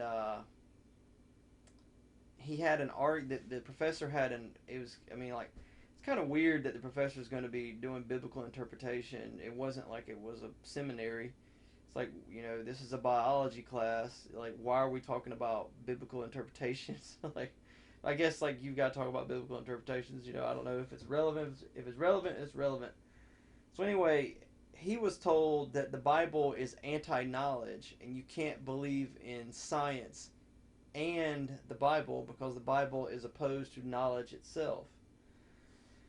And so you should, at this point, if you've been with us through this whole video, you should recognize, well, this is the conflict thesis. This is just the conflict thesis in like a different form. Um, the conflict thesis is really flawed, but I thought it would be good to take a look at this one particular passage. We won't look at the conflict thesis in general, but the passage he was arguing from was essentially in Genesis, Adam and Eve are commanded to they not eat. They're not allowed to eat from the tree of knowledge, and so therefore, when they do eat from it, that's the fall of the world into sin. And so the argument that was made by this professor to the class of freshman students was that therefore the Bible's anti-knowledge. The Bible describes the gaining of knowledge as the original sin that brought the world into evil, and Jesus is here to get rid of that, to save us from original sin. And this is a gross twisting of the scripture. First of all, it should be there should be some rather obvious problems with this. And I made a video a few years back pointing out how I didn't agree with this reasoning. And the young man, I wasn't really sure if he agreed with me. He seemed to just say that, like, well, when you describe it, it sounds the totally opposite thing. And I was like, that's not really telling me what you think, like, because sometimes people say, like, oh, the Bible's twisted, and people make it say whatever they want. Okay, well, let's just get down to the nitty gritty. Let's just state some obvious facts that, like, are not such a matter of deep interpretation and knowing the ancient languages and stuff. Bottom line point number one: the Bible is filled with information about God, about the history of God's dealings with the earth. So it talks about how God led the Jews in the Exodus out of Egypt into the Promised Land, and it talks about a historical event. So if that actually happened, and we have been able to confirm a lot of that through archaeological research. But my point is, if that actually happened, that would be historical knowledge that is given to you by the Bible. It also gives you theological knowledge. It conveys information about God. So the Bible is not anti-knowledge. Obvious, or it should be kind of obvious. Like, it's filled with information. It's filled with information about good and evil, how to be a good person versus a bad person. So to say that the Bible, knowledge is a very broad category. It'd be very hard to paint anyone or any book as anti-knowledge. You would have to say that the Bible is sort of conflicted and self-contradictory. So anyway, that's one obvious point. Obvious point number two: the Bible does not call the tree that Adam and Eve are not allowed to eat from the tree of knowledge. Okay, so let's just read Genesis 2:8. Now the Lord God had planted a garden in the east in Eden, and there he put the man he had formed. The Lord God made all kinds of trees grow out of the ground, trees that were pleasing to the eye and good for food.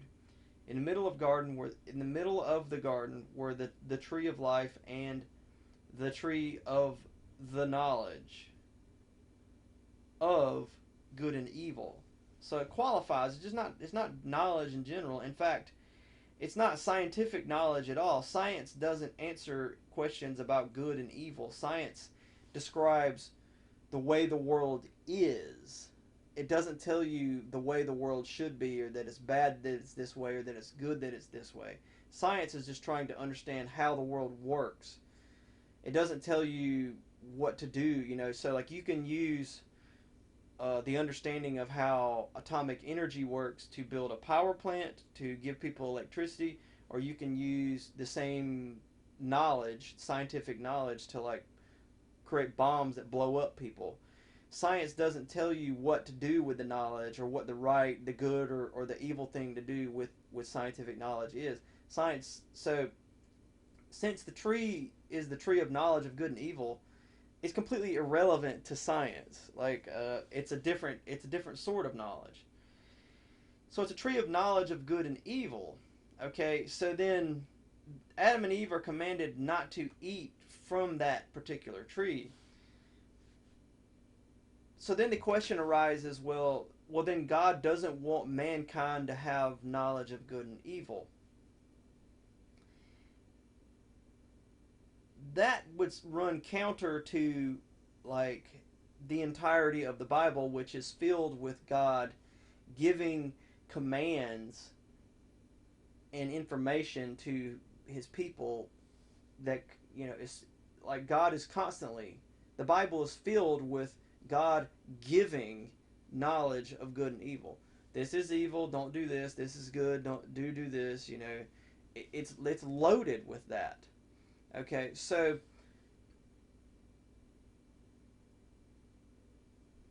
perhaps there's a third option that we're missing, and the third option that I suggested was that the Bible's not against gaining knowledge, it's against gaining knowledge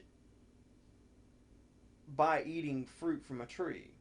So, in the same story, hey, God takes Adam and puts him in the garden, and he says, he put him in the Garden of Eden to work it and take care of it. So already Adam is like been given a job to do, which means he has to have knowledge, and which would also impart like some sort of do this, don't do that. There's like a good and evil aspect to it.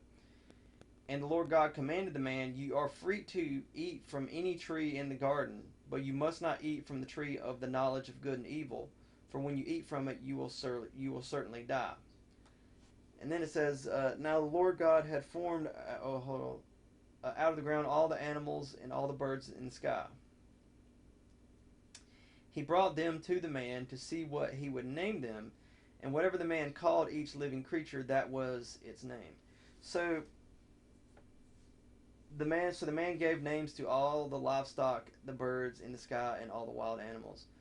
So this is actually a pro knowledge thing. This is like one of the first things you learn as a toddler is to classify animals on a very basic classification. Cow, doggy, bird, eagle.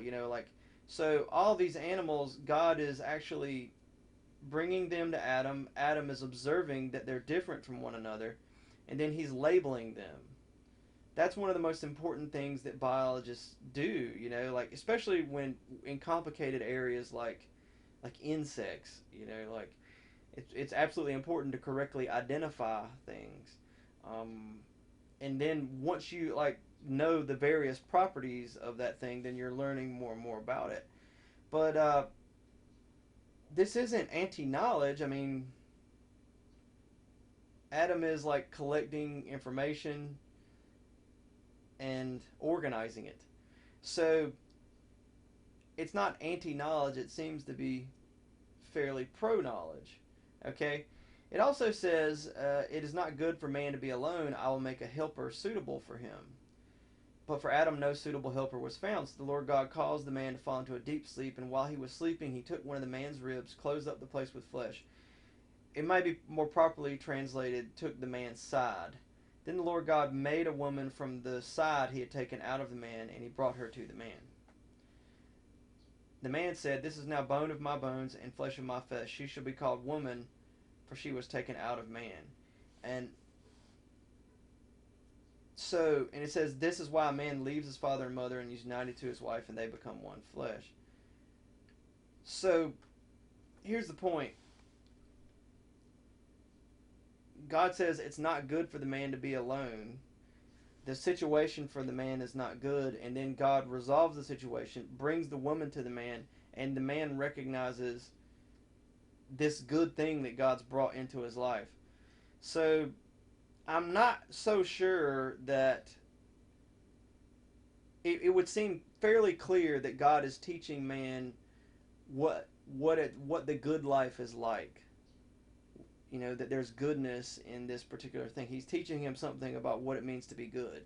So I don't know if the proper interpretation would be that God never wanted man to ever learn anything about good and evil. Um, and so I guess the point is perhaps there's a different interpretation, and the different interpretation would just be that God, this is about shortcuts to knowledge. You know, because naming all the animals would have taken a lot of time, and it would have been difficult to remember all of that. And then the whole issue with the woman kind of involved a personal internal reflection on the man that, like, I'm not happy, I'm not right, there's something missing in my life, it's wrong for me to be alone.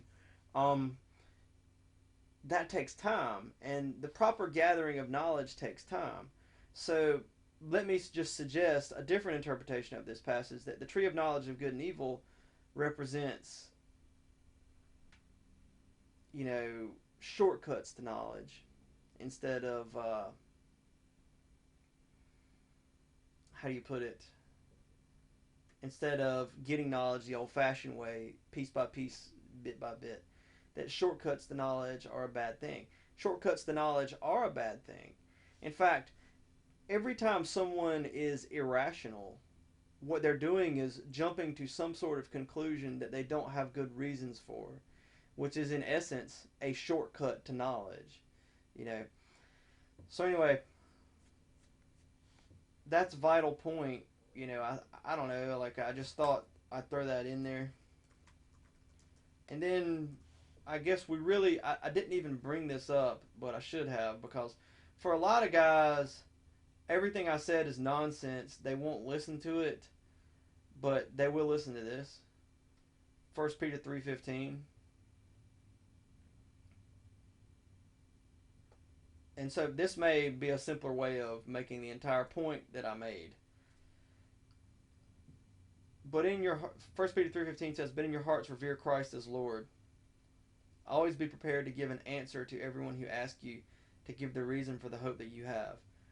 But do this with gentleness and respect." Okay, where it says, there's two commands here, but in your heart revere Christ as Lord. No one really argues with that one, except of course people who don't believe in Jesus.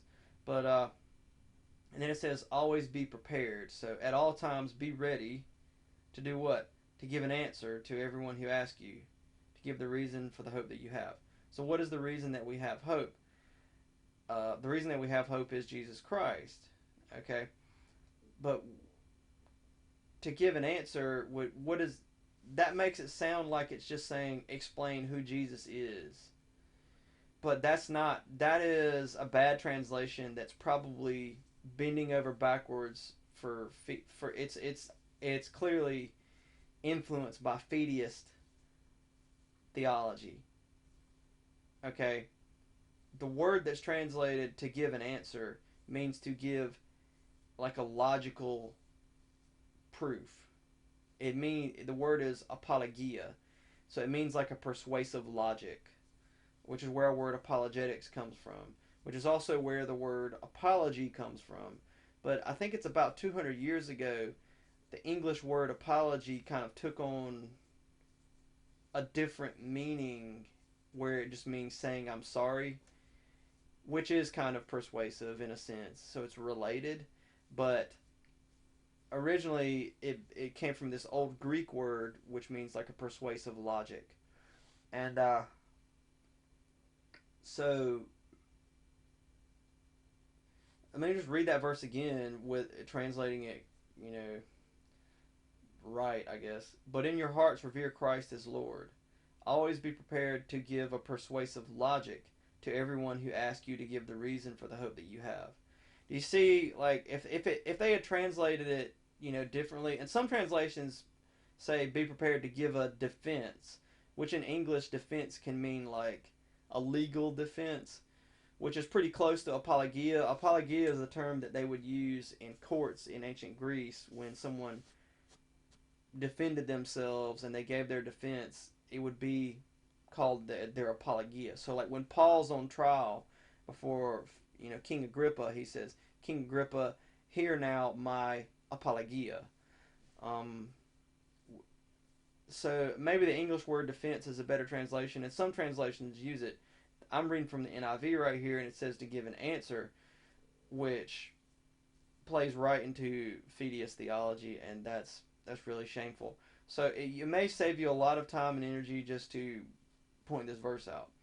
Um, that being said, we can just stop there. Thank you for your time.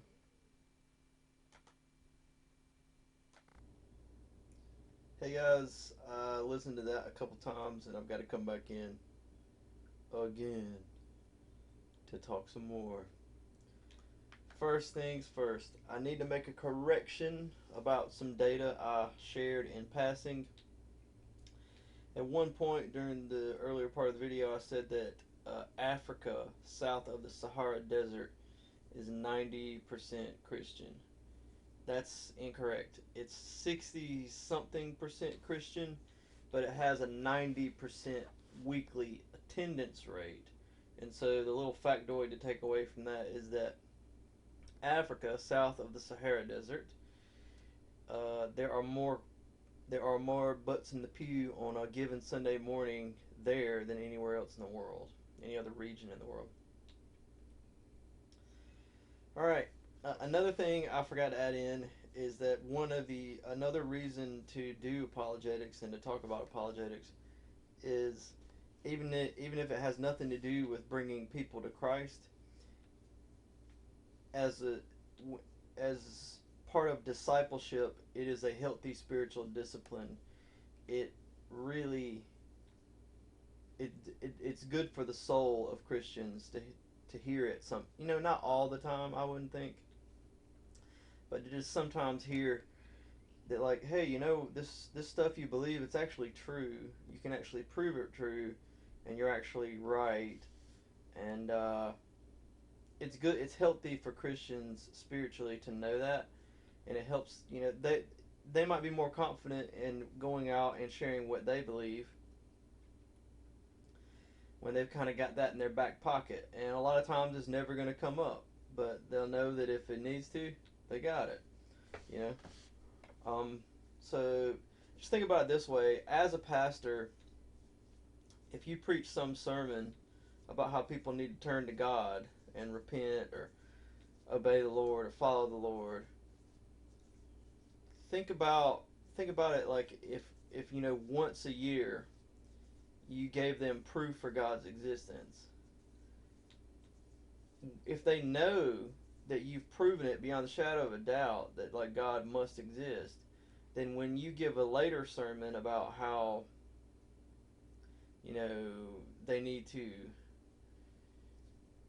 accept follow God and obey God, that later sermon is going to pack a lot more punch. Okay, so that's important, and we needed to make sure we mention that.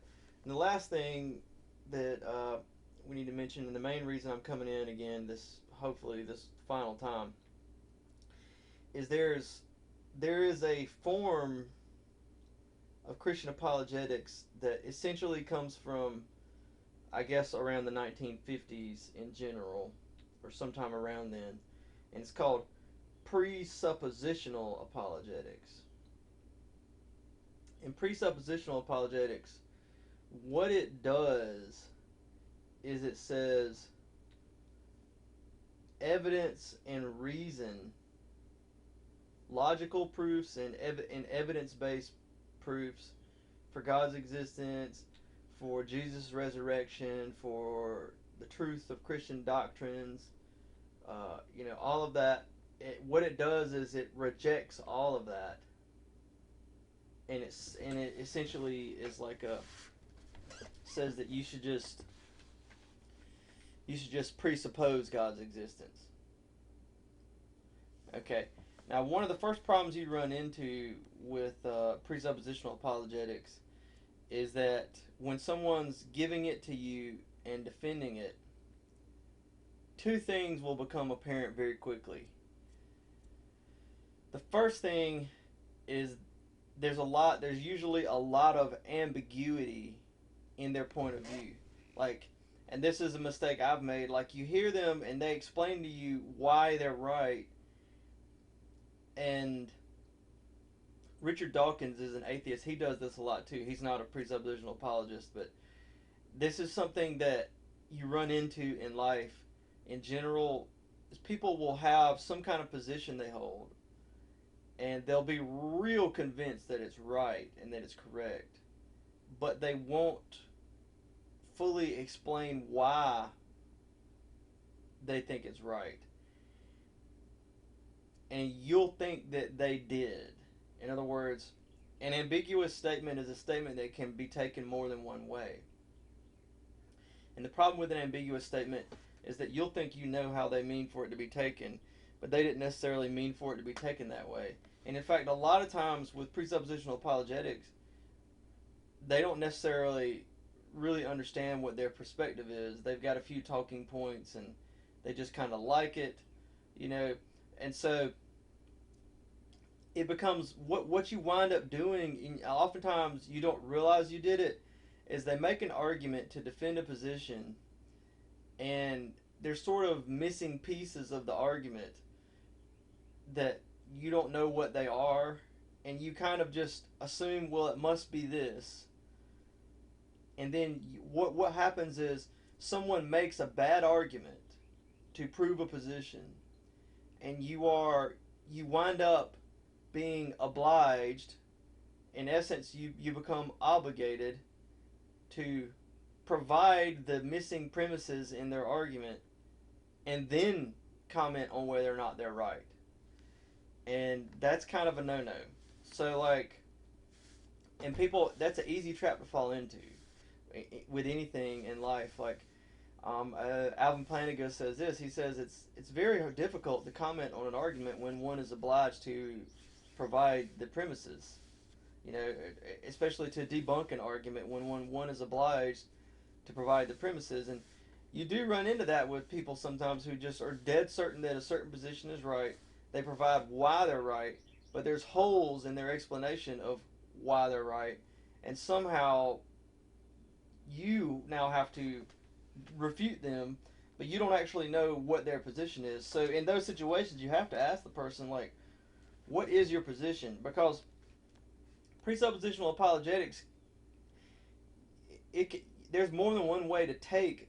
Usually when people defend it, there's more than one way to take what they're saying, and you don't know which way to take it. And if you take it one way versus another way, then your debunking of it will be totally different. So that's one of the first problems you run into with presuppositional apologetics, is it's almost always defended ambiguously. Okay.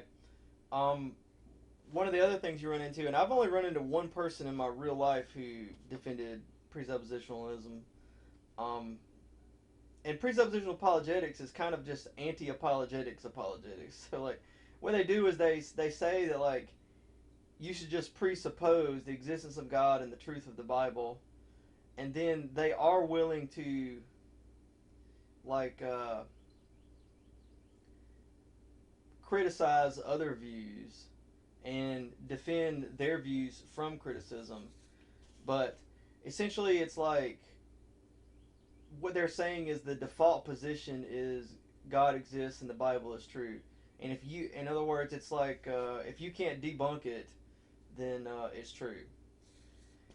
But I mean, already you see right there, I already fell into the trap of like explaining what it is they're on about, because it's very difficult oftentimes to understand what it is they're on about, because there's this ambiguity problem. And what we're going to do is we're going to go back to the guys who created it, and they actually explain it a lot better than the average person you're talking to. I've only talked to one person who was a supporter of presuppositionalism, and I've seen other people defend it online. And one thing I've noticed is that there are classical arguments for God's existence, and atheists don't like them, and atheists have their reasons, their objections to proofs for God's existence and stuff like that.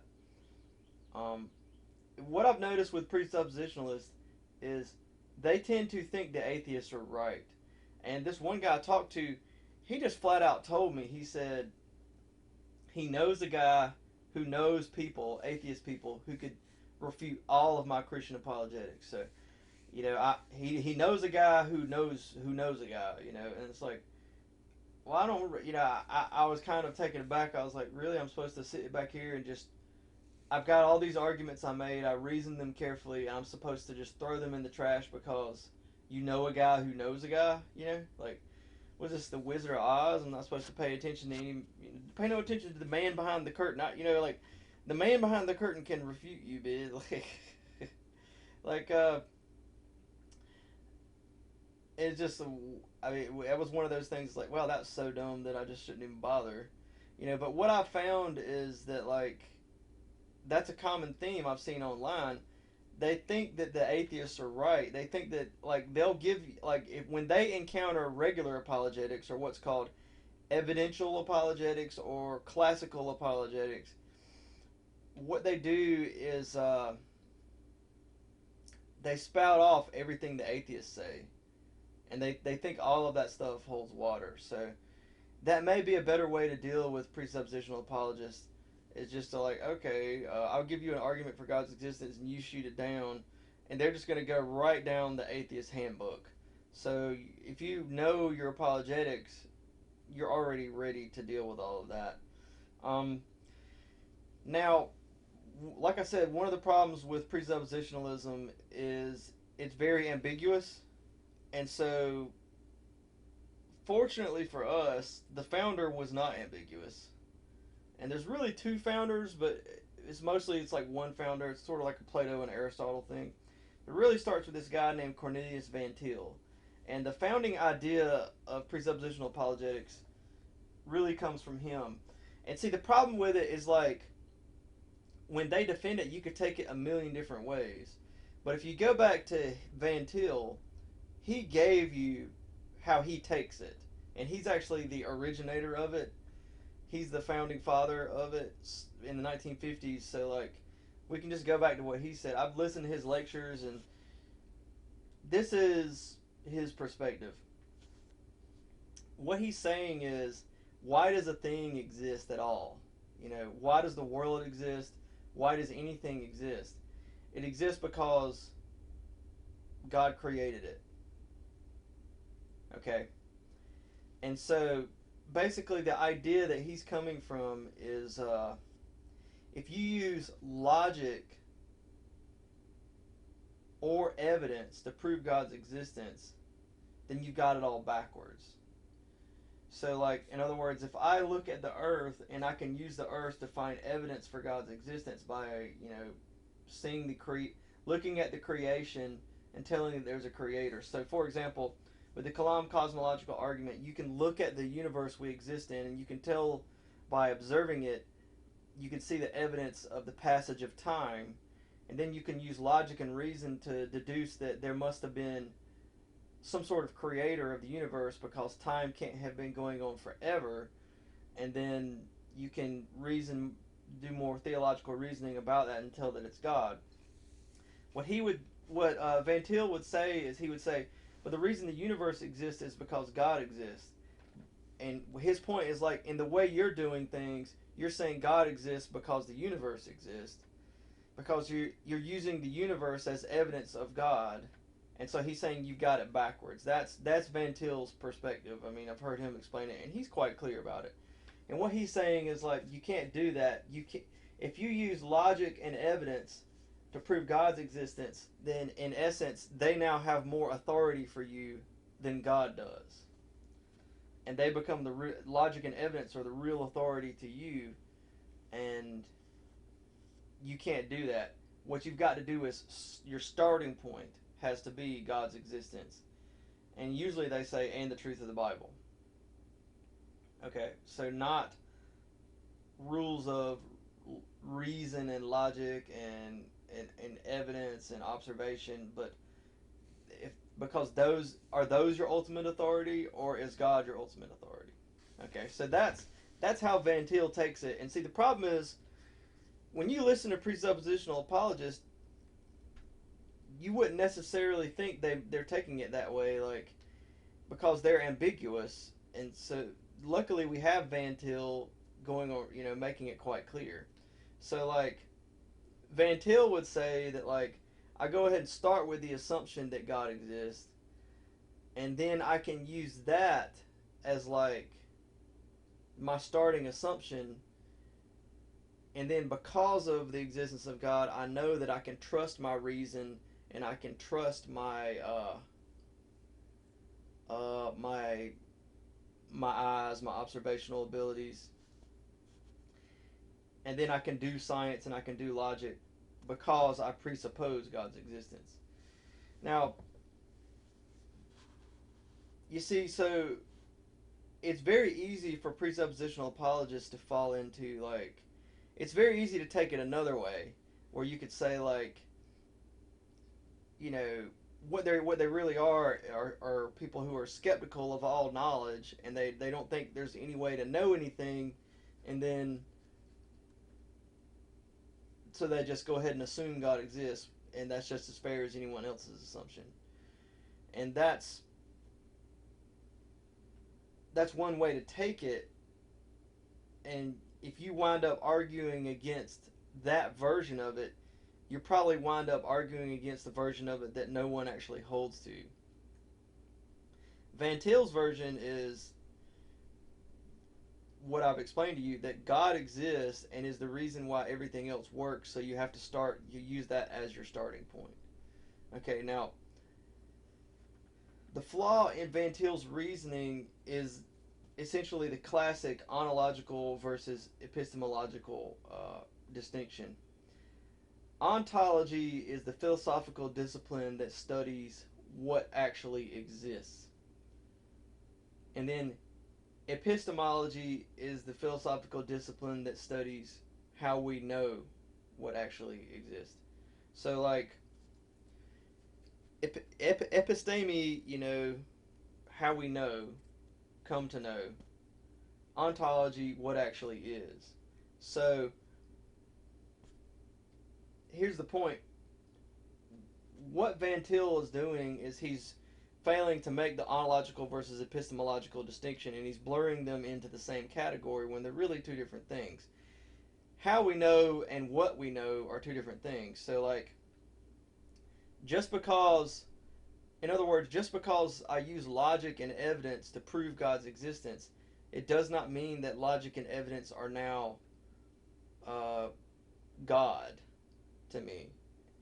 They are how I know God exists, but they are not what I know.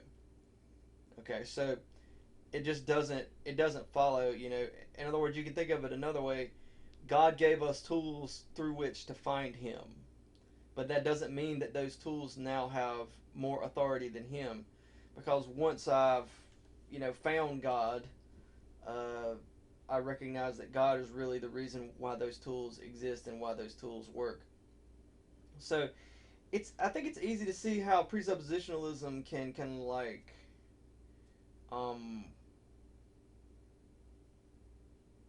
be very attractive to people, because the ontological versus epistemological distinction is very, it can be easily blurred into no distinction at all. But that's kind of the point, that just because I use logic and evidence to prove God's existence, it doesn't mean that they now have more authority than God. Because once they've proven that God exists, well, then God's existence becomes axiomatic, and I know it to be true, and that sort of thing. So it might be best to think of it as like they don't actually have more authority than God, but they are sort of the mediator that God created for us to understand Him. You the bottom rung on the ladder. You know, or you can think of it like if if there's a building and you want to climb to the top of it, the ladder is what you use to get to the top of the building, but that doesn't mean that the ladder is stronger or more powerful than the building. It's actually leaning on the building, but the only way you can get to the top of the building is by using the ladder, if that makes sense. But the existence of the building is not dependent on the ladder in any way. It would be there regardless of the ladder, and the ladder only can even support you because it leans on the building, that sort of thing. So anyway, now sometimes presuppositional apologists will claim that there's this guy named Gordon Clark who has like a different school of presuppositionalism that's different from Van Til, and therefore all of your objections to Van Til don't work. Well, that's wrong. He disagreed. Gordon Clark disagreed with Van Til, but it wasn't like that big of a disagreement. The only disagreement Clark had is he said the presupposed. In other words, everything he said was exactly the same as Van Til, as far as this ontology versus epistemology thing. Where Clark came in and disagreed is he said you cannot use the presupposition of God's existence and the truth of the Bible to justify other knowledge like science and reason. Whereas Van Til would say that I presuppose God and the Bible, and then therefore I can use that as a way to as a lens through which I understand the universe, and then that justifies science and reason and all that. Clark would say no, science and reason are still unjustified. The only true knowledge are my presuppositions.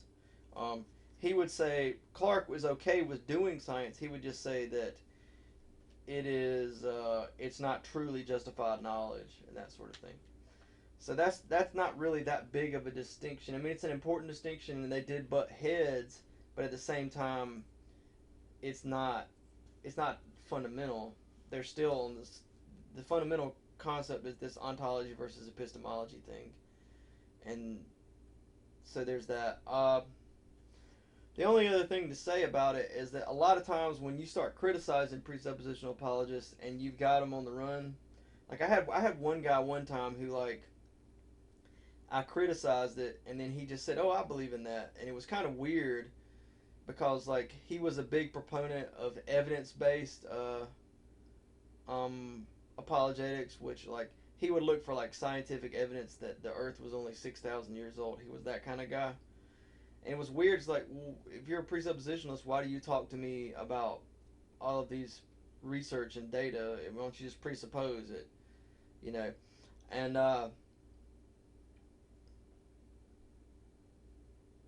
here's the thing. He redefined presuppositionalism. He said he agreed with it, and I was like, wait a minute, this is presuppositionalism. And he said, oh, no, that's not what it is. And he redefined it into a watered down version of it. And I've seen this online too. You'll find Christians who say they believe in presuppositionalism too, but then they just redefine it into what they do is they say, when you're talking with an atheist will presuppose certain things, and you should question their presuppositions. And it's like, oh, that version of presuppositionalism isn't. I mean, you've watered it down to where it's not a big deal and it's sort of just common sense. Yeah, obviously, when you're debating someone, there might be certain things that they're just assuming to be true that you might want to challenge. That's not what Van Til was on about, and so there's that to keep in mind. You will have Christians who will just like agree everything, everything is right, and they won't recognize that, like, no, presuppositionalism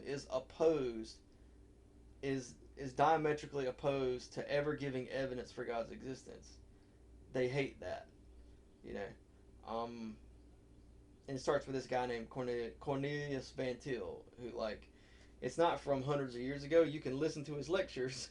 you know, they're old recordings. But anyway, I think that covers it, and we're done. So have a lovely day.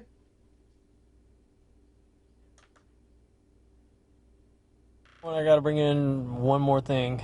I can't believe I didn't think about this until after listening to all of that so many times, and I can't believe I didn't think about this earlier in my life.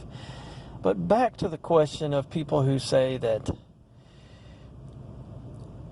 if you have proof of something, then that removes your freedom of the will to decide if you believe in it or not. And they always give the example of, the quarter in the hands. And if I have my hand closed and I tell you it's in my right hand, then you have to have faith that it's in my right hand. But if I have my hands open, then it takes no faith to believe that it's in my right hand.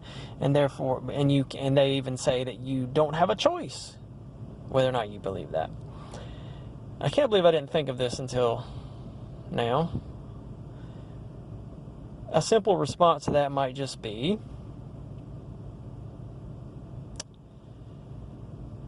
what are they saying? Okay? They're saying there's no such thing as proof, because proof removes free will. And I would say, how do you know there's no such thing as proof? Do you know for sure there's no such thing as proof? And if they say yes, then you say, do you have proof? And if they say they don't have proof, then they don't really know that there's no such thing as proof. If they say, no, they don't really know that there's no such thing as proof, it's just likely that there's no such thing as proof, or something like that, or they don't know at all, and you can say, well, then maybe there is such thing as proof.